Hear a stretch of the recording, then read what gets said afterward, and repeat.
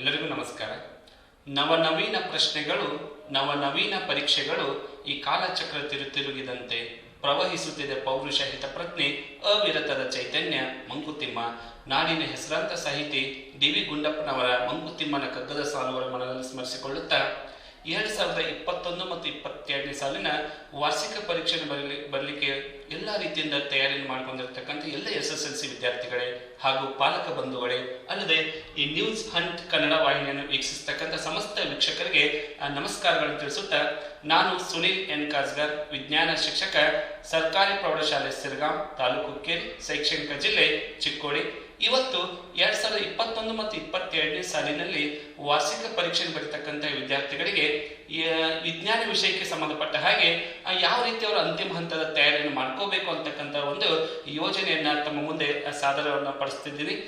ಮಕ್ಕಳೇ, ತಮ್ಮೆಲ್ಲರಿಗೂ ಕೂಡ ಗೊತ್ತಿರುವಂತೆ ಇವಾಗ ಒಟ್ಟು ಏನಂದ್ರೆ 100 ಅಂಕದ ವಿಜ್ಞಾನ ಪತ್ರಿಕೆಯಲ್ಲಿ 80 ಅಂಕಗಳನ್ನ ತಾವು ಬಾಹ್ಯ ಪರೀಕ್ಷೆಯನ್ನು ಬರಿತಾ ಇದ್ದೀರಿ. 20 ಅಂಕಗಳಿಗೆ ಆಂತರಿಕ ಮೌಲ್ಯಮಾಪನವನ್ನ ಈಗಾಗಲೇ ನಿಮ್ಮ ಶಾಲೆ ಒಳಗೆ ನಿಮ್ಮ ಶಿಕ್ಷಕರು FA ಪರೀಕ್ಷೆಗಳನ್ನು ತೆಗೆದುಕೊಳ್ಳೋದ್ರ ಮೂಲಕ ಚಟುವಟಿಕೆಗಳನ್ನು ತೆಗೆದುಕೊಳ್ಳೋದ್ರ ಮೂಲಕ 20 ಅಂಕಗಳಿಗೆ ಅವರು ಏನ್ ಮಾಡ್ತಿದ್ದಾರೆ ಅಂದ್ರೆ ಮೌಲ್ಯಮಾಪನ ಮಾಡ್ತಾ ಇದ್ದಾರೆ. ಹಾಗಾದ್ರೆ ಇವತ್ತು ಇನ್ನು SSLC ಬೋರ್ಡಿನವ್ರದ್ದು ಏನಂದ್ರೆ 80 ಅಂಕಗಳಿಗೆ ತಮಗೆ ಏನ್ ಮಾಡ್ತಿದ್ದಾರೆ ಅಂದ್ರೆ ಪ್ರಶ್ನೆಯನ್ನು ಅವರ ಕೇಳ್ತಾ ಇದ್ದಾರೆ. ಸೊ ಬರ್ತಕ್ಕಂತ ಒಂದು ಪೂರ್ವಭಾವಿ ಪರೀಕ್ಷೆ ಆಗಿರ್ಬೋದು, ಜೊತೆಗೆ ವಾರ್ಷಿಕ ಪರೀಕ್ಷೆಗೆ ತಾವೆಲ್ಲರೂ ಕೂಡ ಚೆನ್ನಾಗಿ ತಯಾರಿ ಮಾಡ್ಕೋತಾ ಇದ್ದೀರಿ. ನಿಮ್ಮ ಒಂದು ಅಧ್ಯಯನಕ್ಕೆ ಒಂದಿಷ್ಟು ಏನಂದ್ರೆ ಪುಷ್ಟೀಕರಣ ಆಗಲಿ ಅಂತಕ್ಕಂಥ ಉದ್ದೇಶದಿಂದ ಈ ಒಂದಿಷ್ಟು ಪಾಯಿಂಟ್ಸ್ ಗಳನ್ನಾಗಿರ್ಬೋದು, ಅಂಶಗಳನ್ನ ತಮ್ಮ ಮುಂದೆ ಹೇಳಲಿಕ್ಕೆ ಇಷ್ಟಪಡ್ತಾ ಇದ್ದೀನಿ. ಮಕ್ಕಳಿಗೆ ತಮ್ಮೆಲ್ಲರೂ ತಿಳಿದಿರುವಂತೆ ಈ 80 ಅಂಕಗಳು ಯಾವ ರೀತಿ ಹಂಚಿಕೆ ಆಗಿದಾವ ಅಂತ ನಾವು ನೋಡ್ತಾ ಹೋದ್ರೆ, ತಮ್ಮೆಲ್ಲರಿಗೂ ಕೂಡ ಗೊತ್ತಿರುವಂತೆ ವಿಜ್ಞಾನವನ್ನ ನಾವು 3 ಭಾಗಗಳಾಗಿ ಮಾಡ್ತಾ ಇದ್ದೇವೆ: ಭೌತಶಾಸ್ತ್ರ, ರಸಾಯನಶಾಸ್ತ್ರ ಮತ್ತು ಜೀವಶಾಸ್ತ್ರ. ಹಾಗಾದ್ರೆ ಆ ಭೌತಶಾಸ್ತ್ರಕ್ಕೆ ಸಂಬಂಧಪಟ್ಟ ಹಾಗೆ ಒಟ್ಟು 28 ಅಂಕಗಳನ್ನ ಬರ್ತಕ್ಕಂಥ ವಾರ್ಷಿಕ ಪರೀಕ್ಷೆಯಲ್ಲಿ ತಮಗೆ ಪ್ರಶ್ನೆಗಳನ್ನು ಕೇಳಲಾಗ್ತದೆ. ಅಲ್ಲದೆ ರಸಾಯನಶಾಸ್ತ್ರಕ್ಕೆ ಸಂಬಂಧಪಟ್ಟ ಹಾಗೆ 25 ಅಂಕಗಳನ್ನ ಮತ್ತು ಜೀವಶಾಸ್ತ್ರಕ್ಕೆ ಸಂಬಂಧಪಟ್ಟ ಹಾಗೆ 27 ಅಂಕಗಳು, ಒಟ್ಟಾರೆಯಾಗಿ 80 ಅಂಕಗಳ ಪ್ರಶ್ನೆ ಪತ್ರಿಕೆಯನ್ನ ತಾವು ಏನ್ ಮಾಡ್ಬೇಕಾಗ್ತದೆ ಅಂತ ವಾರ್ಷಿಕ ಪರೀಕ್ಷೆಯಲ್ಲಿ ಬರೆಯಬೇಕಾಗ್ತದೆ. ಆರಂಭದಲ್ಲಿ ನಾವು ನೋಡುವುದಾದ್ರೆ ಭೌತಶಾಸ್ತ್ರ ಅಥವಾ ನಾವೇನು ಫಿಸಿಕ್ಸ್ ಅಂತ ಹೇಳಿ ಕರಿತಾ ಇದ್ದೇವೆ, ಅಲ್ಲಿ 28 ಅಂಕಗಳನ್ನ 4 ಅಧ್ಯಾಯಗಳಿಗೆ ಇಡಲಾಗಿದೆ. ಹಾಗಾದ್ರೆ ಆ ಅಧ್ಯಾಯಗಳು ಯಾವ ಅಂತ ಹೇಳಿ ನಾವು ನೋಡ್ತಾ ಹೋಗೋದಾದ್ರೆ, ತಮ್ಮೆಲ್ಲರಿಗೂ ಕೂಡ ಗೊತ್ತಿರುವಂತೆ ಒಂದು ವಿದ್ಯುತ್ ಶಕ್ತಿ, ಆ ನಂತರ ವಿದ್ಯುತ್ ಕಾಂತೀಯ ಪರಿಣಾಮಗಳು, ಆ ನಂತರ ಬೆಳಕು ಮತ್ತು ಶಕ್ತಿಯ ಆಕಾರಗಳು. ಒಟ್ಟು ಪಠ್ಯಪುಸ್ತಕದಲ್ಲಿ 5 ಅಧ್ಯಾಯಗಳು ಭೌತಶಾಸ್ತ್ರಕ್ಕೆ ಸಂಬಂಧಪಟ್ಟ ಹಾಗೆ ಇದ್ದರೆ, ಒಂದು ಅಧ್ಯಾಯವನ್ನ ಮೌಲ್ಯಮಾಪನಕ್ಕೆ ಏನ್ ಮಾಡ್ತಾ ಇಲ್ಲಪ್ಪ ಅಂದ್ರೆ ನಾವು ಪರಿಗಣಿಸ್ತಾ ಇಲ್ಲ. ನಿಮ್ಗೆಲ್ಲ ಗೊತ್ತಿರತಕ್ಕಂಥದ್ದು ಮಾನವನ ಕಣ್ಣು ಮತ್ತು ವರ್ಣಮಯ ಜಗತ್ತು, ಯಾವುದೇ ರೀತಿ ಆ ಅಧ್ಯಯನ ಮೇಲಿನ ಪ್ರಶ್ನೆಗಳು ಪರೀಕ್ಷೆಗೆ ಕೇಳಲಾಗುವುದಿಲ್ಲ. ಸೊ ಒಟ್ಟು 4 ಅಧ್ಯಾಯಗಳು: ವಿದ್ಯುತ್ ಶಕ್ತಿ, ವಿದ್ಯುತ್ ಕಾಂತೀಯ ಪರಿಣಾಮ, ಆ ಬೆಳಕು, ಆ ನಂತರದಲ್ಲಿ ಶಕ್ತಿ ಆಕಾರಗಳು. ಈ 4 ಅಧ್ಯಾಯಗಳನ್ನ ತಾವು ಏನ್ ಮಾಡ್ಬೇಕಂದ್ರೆ ಸಂಪೂರ್ಣವಾಗಿ ಈ ಒಂದು ಭೌತಶಾಸ್ತ್ರಕ್ಕೆ ಸಂಬಂಧಪಟ್ಟ ಹಾಗೆ ತಾವೇನ್ ಮಾಡ್ಬೇಕಾಗ್ತದೆ, ನಾವು ಓದಬೇಕಾಗ್ತದೆ. ಇಲ್ಲಿ ಭೌತಶಾಸ್ತ್ರಕ್ಕೆ ಸಂಬಂಧಪಟ್ಟ ಹಾಗೆ ಯಾವ ಅಧ್ಯಾಯಗಳಲ್ಲಿ ಕೂಡ ಅಂಕಗಳು ಏನಾಗುವುದಿಲ್ಲ ಅಂದ್ರೆ ಕಡಿತ ಆಗುವುದಿಲ್ಲ. ಅಂಕಗಳೆಲ್ಲ ಪಠ್ಯಕ್ರಮ ಯಾವುದೇ ರೀತಿ ಕಡಿತ ಆಗುವುದಿಲ್ಲ. ಸಂಪೂರ್ಣ 4 ಅಧ್ಯಾಯಗಳನ್ನ ನೀವು ಏನ್ ಮಾಡ್ಬೇಕಾಗ್ತದೆ ಅಂದ್ರೆ ಪರೀಕ್ಷೆಗೆ ಸಿದ್ಧತೆ ಮಾಡಿಕೊಳ್ಬೇಕಾಗ್ತದೆ. ಇನ್ನು ರಾಸಾಯನಶಾಸ್ತ್ರಕ್ಕೆ ನಾವು ಬರುವುದಾದ್ರೆ, ಸೊ ರಾಸಾಯನಶಾಸ್ತ್ರದಲ್ಲಿ ಕೂಡ 5 ಅಧ್ಯಾಯಗಳನ್ನ ನಿಮಗೆ ಪರೀಕ್ಷೆಗೆ ಇಡಲಾಗಿದೆ. ಸೊ 5 ಅಧ್ಯಾಯಗಳು ಯಾವುದಂದ್ರೆ ರಾಸಾಯನಿಕ ಕ್ರಿಯೆಗಳು ಮತ್ತು ವಿಧಗಳು, ಆಮ್ಲ, ಪ್ರತ್ಯಾಮ್ಲ ಮತ್ತು ಲವಣಗಳು, ಲೋಹ ಮತ್ತು ಅಲೋಹಗಳು, ಕಾರ್ಬನ್ ಮತ್ತು ಅದರ ಸಂಯುಕ್ತಗಳು ಹಾಗೂ ಧಾತುಗಳ ಆವರ್ತನೆಯ ವರ್ಗೀಕರಣ. ರಸಾಯನಶಾಸ್ತ್ರಕ್ಕೆ ಸಂಬಂಧಪಟ್ಟ ಹಾಗೆ 5 ಅಧ್ಯಾಯಗಳು ನಿಮ್ಮ ಪಠ್ಯಪುಸ್ತಕದಲ್ಲಿ ಅದಾವ. 5 ಅಧ್ಯಾಯಗಳನ್ನು ಕೂಡ ಪರೀಕ್ಷೆಗೆ ಕೇಳಲಾಗ್ತದೆ. ಸ್ವಲ್ಪ ವ್ಯತ್ಯಾಸ ಇಲ್ಲಿ ಏನ್ ಮಾಡಲಾಗಿದೆ ಅಂದ್ರೆ, ತಮ್ಮೆಲ್ಲರಿಗೂ ತಿಳಿದಿರುವಂತೆ ಲೋಹ ಮತ್ತು ಅಲೋಹಗಳ ಅಧ್ಯಾಯಕ್ಕೆ ಸಂಬಂಧಪಟ್ಟ ಹಾಗೆ ಅಲ್ಲಿ ಸ್ವಲ್ಪ ಏನ್ ಮಾಡಿದೀವಿ ಅಂದ್ರೆ ನಾವು ಮೌಲ್ಯಮಾಪನಕ್ಕೆ ಒಂದಿಷ್ಟು ಪಠ್ಯಾಂಶಗಳನ್ನ ಪರಿಕಲ್ಪನೆಗಳನ್ನ ನಾವೇನ್ ಮಾಡುವುದಿಲ್ಲ ಅಂದ್ರೆ ಕನ್ಸಿಡರ್ ಮಾಡುವುದಿಲ್ಲ. ಅದು ಯಾವುದನ್ನೋದನ್ನ ಈಗಾಗಲೇ ನಾವು ನಿಮಗೆ ಹೇಳಿಕೊಟ್ಟಿದ್ದೇವೆ. ಲೋಹ ಮತ್ತು ಅಲೋಹಗಳ ಅಧ್ಯಾಯದಲ್ಲಿ ಬರ್ತಕ್ಕಂತಹ ಲೋಹೋದ್ಧರಣ ಅಂತಕ್ಕಂಥ ಒಂದು ಕಲಿಕಾಂಶಗಳಿಗೆ ಸಂಬಂಧಪಟ್ಟ ಹಾಗೆ ಈ ಲೋಹೋದ್ಧರಣದ ಮೇಲೆ ಆಗಿರ್ಬೋದು, ಲೋಹಗಳ ದೊರೆಯುವಿಕೆ, ಲೋಹಗಳ ಒಂದು ತಯಾರಿ, ನಂತರ ಲೋಹಗಳ ಶುದ್ಧೀಕರಣ, ಅವುಗಳ ಮೇಲೆ ಯಾವುದೇ ರೀತಿ ಪ್ರಶ್ನೆಗಳನ್ನ ಕೇಳುವುದಿಲ್ಲ. ಇನ್ನು ನೆಕ್ಸ್ಟ್ ನಾವು ಬಂದ ಹಾಗೆ ಭಾಗ 7ರಲ್ಲಿ ಕಾರ್ಬನ್ ಮತ್ತು ಅದರ ಸಂಯುಕ್ತಗಳು. ಸೊ ಕಾರ್ಬನ್ ಮತ್ತು ಅದರ ಸಂಯುಕ್ತಗಳಲ್ಲಿ ಕೂಡ ಸಂಪೂರ್ಣ ಅಧ್ಯಾಯವನ್ನ ಪರೀಕ್ಷೆಗೆ ನಾವು ಪರಿಗಣಿಸುವುದಿಲ್ಲ. ಅದರಲ್ಲಿ ಸ್ವಲ್ಪ ಭಾಗಶಃ ನಾವೇನ್ ಮಾಡಿದ್ದೇವೆ ಅಂತ ಕಡಿತ ಮಾಡಲಾಗಿದೆ. ಅದರಲ್ಲಿ ಯಾವುದಂದ್ರೆ ಇಥನೋಯಿಕ್ ಆಮ್ಲಗಳು, ಭಾಗ 2ರಲ್ಲಿ ಬರ್ತಕ್ಕಂತಹ ಮೊದಲನೇ ಅಧ್ಯಯನ ಕಾರ್ಬನ್ ಮತ್ತು ಅದರ ಸಂಯುಕ್ತಗಳ ಅಧ್ಯಾಯದಲ್ಲಿ ಕೂಡ ಭಾಗಶಃ ಒಂದಿಷ್ಟು ಸಿಲೆಬಸ್ ಪಠ್ಯಕ್ರಮವನ್ನು ನಾವೇನ್ ಮಾಡಲಾಗಿದೆ ಅಂದ್ರೆ ಕಡಿತ ಮಾಡಲಾಗಿದೆ. ಅಲ್ಲಿ ಬರ್ತಕ್ಕಂಥ ಕಾರ್ಬಾಕ್ಸಿಲಿಕ್ ಆಮ್ಲಗಳಾಗಿರ್ಬೋದು, ಇಥನಾಯಿಕ್ ಆಮ್ಲಗಳನ್ನ ಅವುಗಳ ಕುರಿತು ಹೆಚ್ಚಿನ ಮಾಹಿತಿಯನ್ನು ಪರೀಕ್ಷೆಗೆ ಕೇಳಲಾಗುವುದಿಲ್ಲ. ಇದು ಏನಂದ್ರೆ ರಾಸಾಯನಶಾಸ್ತ್ರಕ್ಕೆ ಸಂಬಂಧಪಟ್ಟ ಹಾಗೆ ಮತ್ತು ಕೊನೆಯದಾಗಿ ಬರ್ತಕ್ಕಂಥದ್ದು ಧಾತುಗಳ ಆವರ್ತನೀಯ ವರ್ಗೀಕರಣ. ಹಾಗಾದ್ರೆ ಒಟ್ಟು 5 ರಾಸಾಯನಶಾಸ್ತ್ರದ ಅಧ್ಯಾಯಗಳಲ್ಲಿ 2 ಅಧ್ಯಾಯಗಳನ್ನ ಭಾಗಶಃ ಕಡಿತ ಮಾಡಲಾಗಿದೆ. 3 ಅಧ್ಯಾಯಗಳು ಅಂದ್ರೆ ರಾಸಾಯನಿಕ ಕ್ರಿಯೆಗಳು ಮತ್ತು ಅದರ ವಿಧಗಳು, ಆಮ್ಲ ಪ್ರತ್ಯಾಮ್ಲ ಮತ್ತು ಲವಣಗಳು, ಆ ನಂತರದಲ್ಲಿ ಬರ್ತಕ್ಕಂಥ ಧಾತುಗಳ ಆವರ್ತನೀಯ ವರ್ಗೀಕರಣ, ಈ 3 ಅಧ್ಯಾಯಗಳನ್ನ ತಾವು ಸಂಪೂರ್ಣವಾಗಿ ಪರೀಕ್ಷೆಗೆ ಸಿದ್ಧತೆ ಮಾಡಿಕೊಳ್ಳಬೇಕಾಗ್ತದೆ. ಒಟ್ಟು 5 ಅಧ್ಯಾಯಗಳನ್ನ ತಾವು ಸಂಪೂರ್ಣವಾಗಿ ಸಿದ್ಧತೆ ಮಾಡಿಕೊಂಡ್ರೆ ಸುಮಾರು ಏನಂದ್ರೆ 25 ಅಂಕಗಳನ್ನ ತಾವೇನ್ ಮಾಡಬಹುದು ಅಂದ್ರೆ ಪರೀಕ್ಷೆಯಲ್ಲಿ ಸುಲಭವಾಗಿ ಅಂಕಗಳನ್ನ ತಾವು ಗಳಿಸಬಹುದು. ಇನ್ನು ಜೀವಶಾಸ್ತ್ರಕ್ಕೆ ಬರುವುದಾದ್ರೆ ಜೀವಶಾಸ್ತ್ರದ ಒಟ್ಟು ಏನಂದ್ರೆ 5 ಅಧ್ಯಾಯಗಳು. ಹೌದಾ, ಆರಂಭದಲ್ಲಿ ಏನಂದ್ರೆ ನಾವು ಭಾಗ 1ರಲ್ಲಿ ನೋಡುವುದಾದ್ರೆ ಜೀವಕ್ರಿಯೆಗಳು, ನಿಯಂತ್ರಣ ಮತ್ತು ಸಹಭಾಗಿತ್ವ 2 ಅಧ್ಯಾಯಗಳು. ಆ ನಂತರದಲ್ಲಿ ಭಾಗ 2ರಲ್ಲಿ ಬರ್ತಕ್ಕಂಥದ್ದು ನಮ್ಮ ಒಂದು ಏನಂದ್ರೆ ಆನುವಂಶೀಯತೆ ಮತ್ತು ಜೀವ ವಿಕಾಸ ಆಗಿರ್ಬೋದು, ಆಮೇಲೆ ಸಂತಾನೋತ್ಪತ್ತಿ, ಜೀವಿಗಳು ಹೇಗೆ ಸಂತಾನೋತ್ಪತ್ತಿ ನಡೆಸುತ್ತವೆ, ಕೊನೆಯದಾಗಿ ಪರಿಸರ. ಈ 5 ಅಧ್ಯಾಯಗಳನ್ನ ಪರೀಕ್ಷೆಗೆ ಕೇಳಲಾಗ್ತದೆ. ಈ 5 ಅಧ್ಯಾಯಗಳಲ್ಲಿ ಜೀವಿಗಳು ಹೇಗೆ ಸಂತಾನೋತ್ಪತ್ತಿ ನಡೆಸುತ್ತವೆ ಎಂಬ ಅಧ್ಯಾಯವನ್ನ ಸ್ವಲ್ಪ ನಾವು ಭಾಗಶಃ ಏನ್ ಮಾಡಲಾಗಿದೆ ಅಂದ್ರೆ ಮೌಲ್ಯಮಾಪನಕ್ಕೆ ಕಡಿತ ಮಾಡಲಾಗಿದೆ.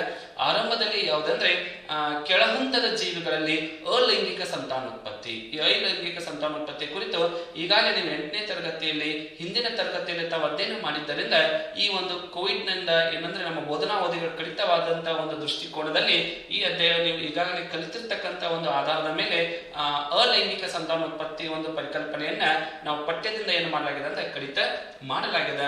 ಸೊ ಒಟ್ಟು 5 ಅಧ್ಯಾಯಗಳಲ್ಲಿ 1 ಅಧ್ಯಾಯ ಭಾಗಶಃ ಕಡಿತವಾಗಿದೆ. ಉಳಿದಂತಹ 4 ಅಧ್ಯಾಯಗಳನ್ನ ನೀವು ಪರೀಕ್ಷೆಗೆ ಸಂಪೂರ್ಣವಾಗಿ ಏನ್ ಮಾಡ್ಬೇಕಾಗ್ತದೆ ಅಂದ್ರೆ ಓದಿಕೊಳ್ಳಬೇಕಾಗ್ತದೆ. ಸೊ ತಮ್ಮೆಲ್ಲರಿಗೂ ತಿಳಿದಿರುವಂತೆ ಜೀವಕ್ರಿಯೆಗಳು, ಲೈಫ್ ಪ್ರೋಸೆಸ್ ಅಂತ ನಾವು ಕರಿತಾ ಇದ್ದೇವೆ, ಸಹಭಾಗಿತ್ವ ಮತ್ತು ನಿಯಂತ್ರಣ, ಜೀವಿಗಳು ಹೇಗೆ ಸಂತಾನೋತ್ಪತ್ತಿ ನಡೆಸುತ್ತವೆ, ಆನುವಂಶೀಯತೆ ಮತ್ತು ಜೀವ ವಿಕಾಸ ಹಾಗೂ ಪರಿಸರ, ಈ 5 ಅಧ್ಯಾಯಗಳನ್ನ ತಾವು ಚೆನ್ನಾಗಿ ತಯಾರಿ ಮಾಡ್ಕೊಂಡ್ರೆ ಒಟ್ಟು ಪರೀಕ್ಷೆಯಲ್ಲಿ 27 ಅಂಕಗಳನ್ನ ತಾವೇನ್ ಮಾಡಬಹುದು ಅಂದ್ರೆ ನಿರೀಕ್ಷೆ ಮಾಡಬಹುದು. ಒಟ್ಟು ಮಕ್ಕಳೇ ಪಠ್ಯ ಪುಸ್ತಕದಲ್ಲಿ 16 ಅಧ್ಯಾಯಗಳಿವೆ. ಹೌದಾ, 16 ಅಧ್ಯಾಯಗಳಲ್ಲಿ 14 ಅಧ್ಯಾಯಗಳನ್ನ ಮಾತ್ರ ಪರೀಕ್ಷೆಗೆ ಮೌಲ್ಯಮಾಪನಕ್ಕೆ ತಮಗೆ ಏನ್ ಮಾಡ್ಲಾಗ್ತದೆ ಕೇಳಲಾಗ್ತದೆ. ಅದು ಒಟ್ಟು 2 ಅಧ್ಯಾಯಗಳು ಮಾನವನ ಕಣ್ಣು, ಸಂಪನ್ಮೂಲಗಳ ಸುಸ್ಥಿರ ನಿರ್ವಹಣೆ. ಈ 2 ಅಧ್ಯಾಯಗಳನ್ನ ನಾವು ಪರೀಕ್ಷೆಯಿಂದ ಏನ್ ಮಾಡಲಾಗಿದೆ ಅಂದ್ರೆ ಕೇಳಲಾಗುವುದಿಲ್ಲ. ಇವುಗಳ ಕುರಿತು ತಾವೇನು ತಯಾರಾಗುವಂತ ಅವಶ್ಯಕತೆ ಮತ್ತು ಅಗತ್ಯತೆ ಇರುವುದಿಲ್ಲ.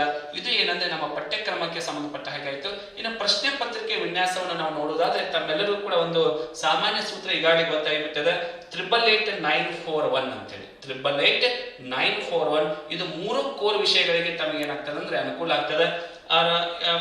ಮೊದಲನೇ ಪ್ರಶ್ನೆ ಏನಾಗಿರ್ತದೆ ಅಂದ್ರೆ ಬಹು ಆಯ್ಕೆಯ ಪ್ರಶ್ನೆಗಳು, ಮಲ್ಟಿಪಲ್ ಚಾಯ್ಸ್ ಕ್ವಶನ್ಸ್ ಅಂತ ನಾವು ಕರಿತಾ ಇದ್ದೇವೆ. ಒಟ್ಟು 8 ಬಹು ಆಯ್ಕೆಯ ಪ್ರಶ್ನೆಗಳದಾವ. ಆ ನಂತರ 1 ಅಂಕದ ಪ್ರಶ್ನೆಗಳು 8, 2 ಅಂಕದ ಪ್ರಶ್ನೆಗಳು 8, 3 ಅಂಕದ ಪ್ರಶ್ನೆಗಳು 9, 4 ಅಂಕದ ಪ್ರಶ್ನೆಗಳು 4 ಹಾಗೂ 5 ಅಂಕದ ಪ್ರಶ್ನೆ 1ಅನ್ನು ಏನ್ ಮಾಡಲಾಗ್ತದೆ ಅಂದ್ರೆ ಆ ಪರೀಕ್ಷೆಗೆ ಕೇಳಾಗ್ತದೆ. ಇದೇ ರೀತಿ ಗಣಿತ ಮತ್ತು ಸಮಾಜ ವಿಜ್ಞಾನದ ಒಂದು ಪ್ರಶ್ನೆ ಪತ್ರಿಕೆ ಪ್ಯಾಟರ್ನ್ ಕೂಡ ಇದೇ ತರ ಇರ್ತದೆ. ಒಟ್ಟು 80 ಅಂಕಗಳಿಗೆ 38 ಪ್ರಶ್ನೆಗಳನ್ನ ಪ್ರಶ್ನೆ ಪತ್ರಿಕೆಯಲ್ಲಿ ಕೇಳಲಾಗ್ತದೆ. ಇನ್ನು ಸಹಜವಾಗಿ ವಿದ್ಯಾರ್ಥಿಗಳಿಗೆ ಇರ್ತಕ್ಕಂಥ ಒಂದು ಗೊಂದಲ ಏನಂದ್ರೆ, ಸರ್ 3 ಗಂಟೆಗಳಲ್ಲಿ ನಾವು ಯಾವ ರೀತಿ 80 ಅಂಕಗಳಿಗೆ ಆ ಪ್ರಶ್ನೆ ಪತ್ರಿಕೆಯನ್ನು ನಾವು ಬಿಡಿಸಬೇಕು, ಅಲ್ಲಿ ನಾವು ಸಮಯದ ಒಂದು ನಿರ್ವಹಣೆ ಯಾವ ರೀತಿ ಮಾಡಬೇಕು, ಒತ್ತಡದ ನಿರ್ವಹಣೆ ಯಾವ ರೀತಿ ಮಾಡಬೇಕಂದ್ರೆ ಒಟ್ಟು 180 ನಿಮಿಷಗಳನ್ನ ತಮಗೆ ಕೊಡಲಾಗಿರ್ತದೆ. ಅಂದ್ರೆ 3 ಗಂಟೆಗಳು, ಜೊತೆಗೆ ಪ್ರಶ್ನೆಗಳನ್ನು ಓದ್ಕೊಳ್ಳಿಕ್ಕೆ ಸಾಮಾನ್ಯ ಒಂದು ಏನೋ ಸೂಚನೆಗಳನ್ನು ಪಾಲಿಸಲಿಕ್ಕೆ 15 ಅಂಕಗಳನ್ನ 15 ನಿಮಿಷಗಳನ್ನ ಹೆಚ್ಚುವರಿಯಾಗಿ ತಮಗೆ ನಾವು ನೀಡಲಾಗಿರ್ತದೆ. ನಾವು 80 ನಿಮಿಷದಲ್ಲಿ ಕೂಡ ನಾವು ಏನ್ ಮಾಡಬಹುದು ಅಂದ್ರೆ ಯೋಜನಾಬದ್ಧವಾಗಿ ಪ್ರಶ್ನೆ ಪತ್ರಿಕೆಯನ್ನು ನಾವು ಏನ್ ಮಾಡಬಹುದು ಅಂದ್ರೆ ಅತ್ಯಂತ ಸುಲಲಿತವಾಗಿ ಕಡಿಮೆ ಸಮಯದಲ್ಲಿ ಮೀನ್ಸ್ ಕೊಟ್ಟಂತಹ ಸಮಯದಲ್ಲಿ ನಾವು ಅಚ್ಚುಕಟ್ಟಾಗಿ ಪ್ರಶ್ನೆಗಳಿಗೆ ಉತ್ತರಿಸಬಹುದು. ಅದಕ್ಕಾಗಿ ನೀವು ಒಂದು ರೀತಿ ಏನ್ ಮಾಡಬಹುದು ಅಂದ್ರೆ ಸಮಯ ನಿರ್ವಹಣೆಯನ್ನು ಕೂಡ, ಯಾಕಂದ್ರೆ ಎಲ್ಲ ವಿದ್ಯಾರ್ಥಿಗಳ ಒಂದು ಆಶೆ ಇರ್ತದೆ, ನಾನು ಏನ್ ಮಾಡ್ಬೇಕಂದ್ರೆ ಬರ್ತಕ್ಕಂಥ ಪರೀಕ್ಷೆಯಲ್ಲಿ ಎಲ್ಲಾ ವಿಷಯಗಳಲ್ಲಿ ಕೂಡ 100ಕ್ಕೆ 100 ಅಂಕಗಳನ್ನ ನಾವು ಪಡಿಬೇಕಂತಕ್ಕಂಥ ಆಶಯ ಪ್ರತಿಯೊಬ್ಬ ವಿದ್ಯಾರ್ಥಿ ಇರ್ತದೆ. ಹಾಗಾದ್ರೆ ಆತರ ಯಾರು 80ಕ್ಕೆ 80 ಮೀನ್ಸ್ 100ಕ್ಕೆ 100 ಮೀನ್ಸ್ ಪೂರ್ಣಾಂಕಗಳನ್ನ ಪಡಿತಕ್ಕಂಥ ವಿದ್ಯಾರ್ಥಿ ಈ ತರ ಒಂದು ಸಮಯದ ಒಂದು ಯೋಜನೆಯನ್ನು ಕೂಡ ತಾವು ಹಾಕಬೇಕಾಗ್ತದೆ. ನೋಡಿ ಈಗ ಏನಂದ್ರೆ ಬಹು ಆಯ್ಕೆಯ ಪ್ರಶ್ನೆಗಳು ಏನಾಗಿರ್ತಾವ 8 ಇರ್ತಾವ. ಸೊ ಮೇಲ್ಗಡೆ ಪ್ರಶ್ನೆ ಇರ್ತದೆ, ಕೆಳಗಡೆ 4 ಆಯ್ಕೆಗಳನ್ನ ಕೊಡ್ಲಾಗಿರ್ತದೆ. ಸೊ ಈ ಆಯ್ಕೆಗಳನ್ನ ಪ್ರಶ್ನೆ ಓದ್ಬಿಟ್ಟು 4 ಆಯ್ಕೆಗಳಲ್ಲಿ 1 ಆಯ್ಕೆಯನ್ನ ತಾವ ಆಯ್ಕೆ ಮಾಡಿಕೊಂಡು ಬರಿಬೇಕಾದ್ರೆ ತಮಗೆ ಬೇಕಾಗ್ತಕ್ಕಂಥ ಗರಿಷ್ಠ ಸಮಯ ಎಷ್ಟು ಆಗ್ಬೋದು ಅಂದ್ರೆ 2 ನಿಮಿಷ. ಹಾಗಾದ್ರೆ 8 ಪ್ರಶ್ನೆಗಳು, ಪ್ರತಿ ಪ್ರಶ್ನೆಗೆ 2 ನಿಮಿಷ ಅಂದ್ರೆ ಒಟ್ಟು 16 ನಿಮಿಷಗಳನ್ನ ತಾವು ತೆಗೆದುಕೊಂಡ್ರೆ ಪ್ರಶ್ನೆ ಪತ್ರಿಕೆ 1ನೇ ಪ್ರಶ್ನೆ ಯಾವುದಂದ್ರೆ ಬಹು ಆಯ್ಕೆಯ ಪ್ರಶ್ನೆಗಳನ್ನು ಸುಲಭವಾಗಿ ಬಿಡಿಸಬಹುದು.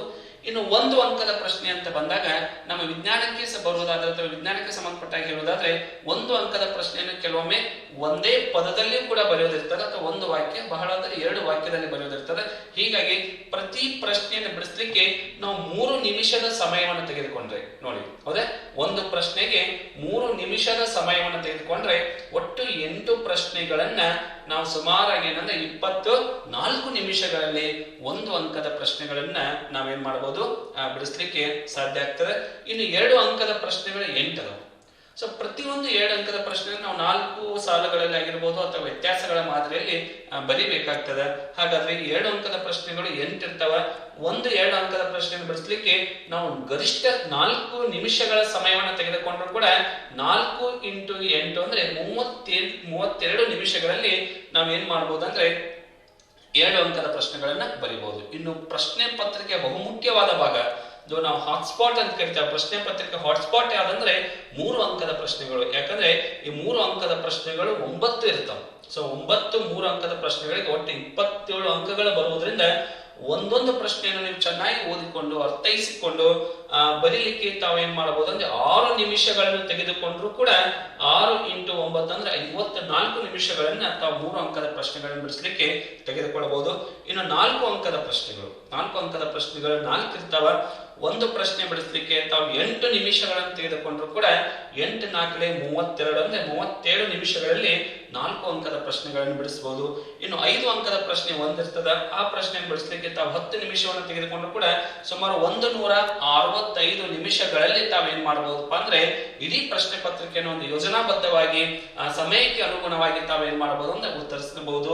ಇನ್ನೂ ಎಷ್ಟುವರೆ ನಿಮಗೆ 15 ನಿಮಿಷ ಸಿಗುತ್ತದೆ. ಹೀಗಾಗಿ ವಿಜ್ಞಾನ ಒಂದು ಪತ್ರಿಕೆಯನ್ನು ಬರೆಯುವಾಗ ತಾವೆಲ್ಲರೂ ಕೂಡ ಏನ್ ಮಾಡ್ಬೇಕಾಗ್ತದೆ ಅಂದ್ರೆ ಪ್ರಶ್ನೆಯನ್ನು 2-3 ಬಾರಿ ಓದಿಕೊಂಡು ಅರ್ಥೈಸಿಕೊಂಡು ಮಾತ್ರ ಬರೆದಾಗ ಮಾತ್ರ ತಾವೇನ್ ಮಾಡಬಹುದು ಅಂದ್ರೆ 100ಕ್ಕೆ 100ರಷ್ಟು ಅಂಕಗಳನ್ನ ಇಲ್ಲಿ ತಾವೇನ್ ಮಾಡಬಹುದು ಅಂದ್ರೆ ಗಳಿಸಬಹುದು. ಇದು ಏನಂದ್ರೆ ಪ್ರಶ್ನೆ ಪತ್ರಿಕೆ ಒಂದು ಸಾಮಾನ್ಯ ನಾವು ಚರ್ಚೆಯನ್ನು ಮಾಡ್ತಾ ಇದ್ದೇವೆ. ಇನ್ನು ನಾವು ಪ್ರತಿ ಒಂದು ಏನಂದ್ರೆ ವಿಭಾಗವಾರು ನಾವು ನೋಡ್ತಾ ಹೋದ್ರೆ ಯಾವ ಒಂದು ಪರಿಕಲ್ಪನೆಯ ಮೇಲೆ ನಾವು ಹೆಚ್ಚಿಗೆ ಒಂದು ಕಾನ್ಸಂಟ್ರೇಷನ್ ಅನ್ನು ಮಾಡಬೇಕು, ಹೆಚ್ಚಿಗೆ ಆದ್ಯತೆಯನ್ನು ಕೊಡಬೇಕಂತ ಹೇಳಿ ನಾವು ನೋಡ್ತಾ ಹೋಗೋದಾದ್ರೆ, ಸೊ ಮೊದಲಿಗೆ ನಾವು ಭೌತಶಾಸ್ತ್ರದ ಒಂದು ಟಾಪಿಕ್ಸ್ ಗಳನ್ನು ತೆಗೆದುಕೊಳ್ಳೋದಾದ್ರೆ,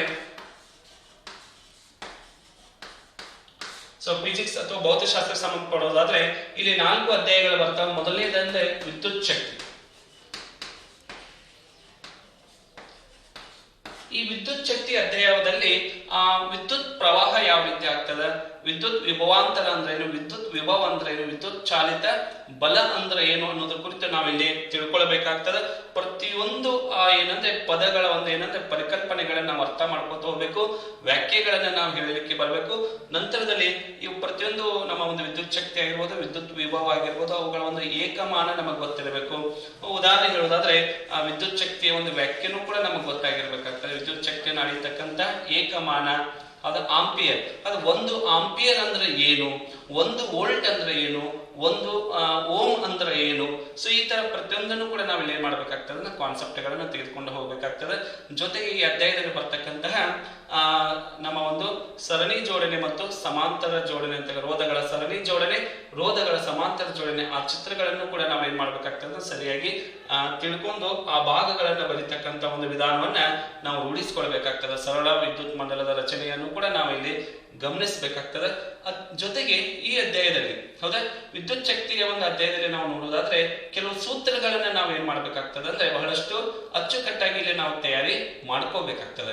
ಇಲ್ಲಿ ಡೆರಿವೇಶನ್ಸ್ ಗಳು ಬಂದರೂ ಕೂಡ ಸೂತ್ರವನ್ನ ಸಾಧಿಸಿ ಅಥವಾ ಆ ಸೂತ್ರ ಯಾವ ರೀತಿ ಆ ಸೂತ್ರ ಬಂದಿದೆ ಅಂತ ಹೇಳಿ ಕೇಳಿದ್ರು ಕೂಡ ಡೆರಿವೇಶನ್ ಗಳು ಕೂಡ 2 ಸ್ಟೆಪ್ ಗಳಲ್ಲಿ ಮುಗಿತಕ್ಕಂಥ ಡೆರಿವೇಶನ್ಸ್ ಗಳು ಇಲ್ಲಿ ಇರ್ತಾವ.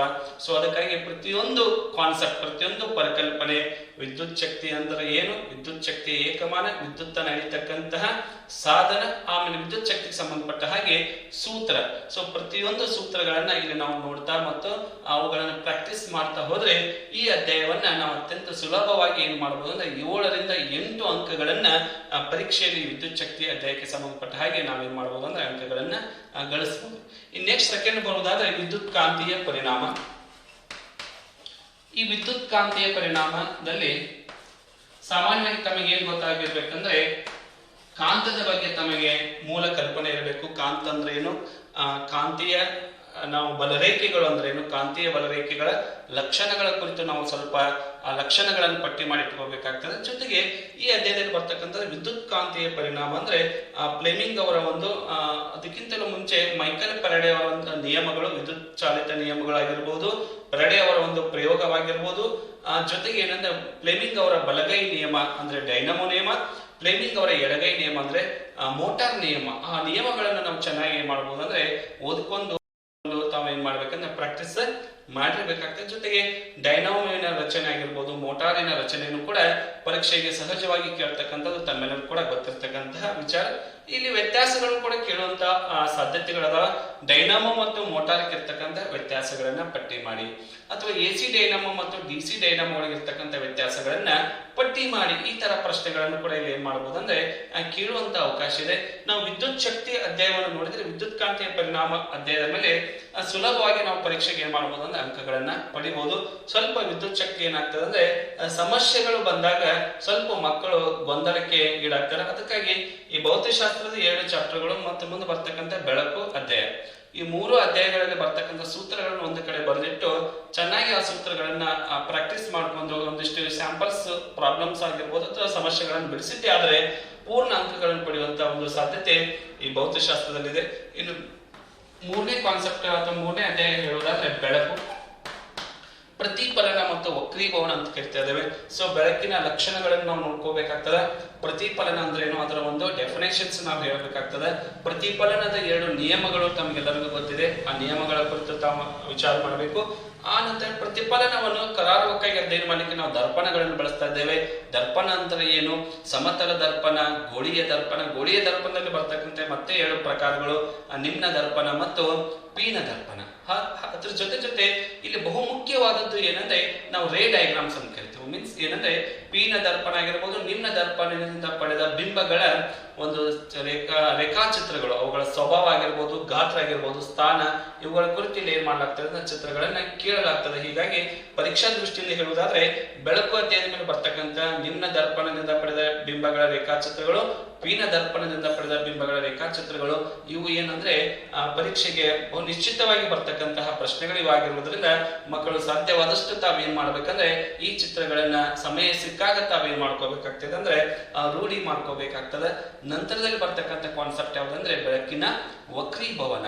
ಸೊ ಬೆಳಕಿನ ವಕ್ರೀಭವನ ಅಂದ್ರೆ ಏನು, ಬೆಳಕಿನ ವಕ್ರೀಭವನದ ನಿಯಮಗಳ ಕುರಿತು ಕೂಡ ನಾವೇನ್ ಮಾಡ್ಬೇಕಾಗ್ತದೆ ಅಂದ್ರೆ ಚರ್ಚೆ ಮಾಡ್ತಾ ಹೋಗ್ತೇವೆ ಈ ಅಧ್ಯಾಯದಲ್ಲಿ.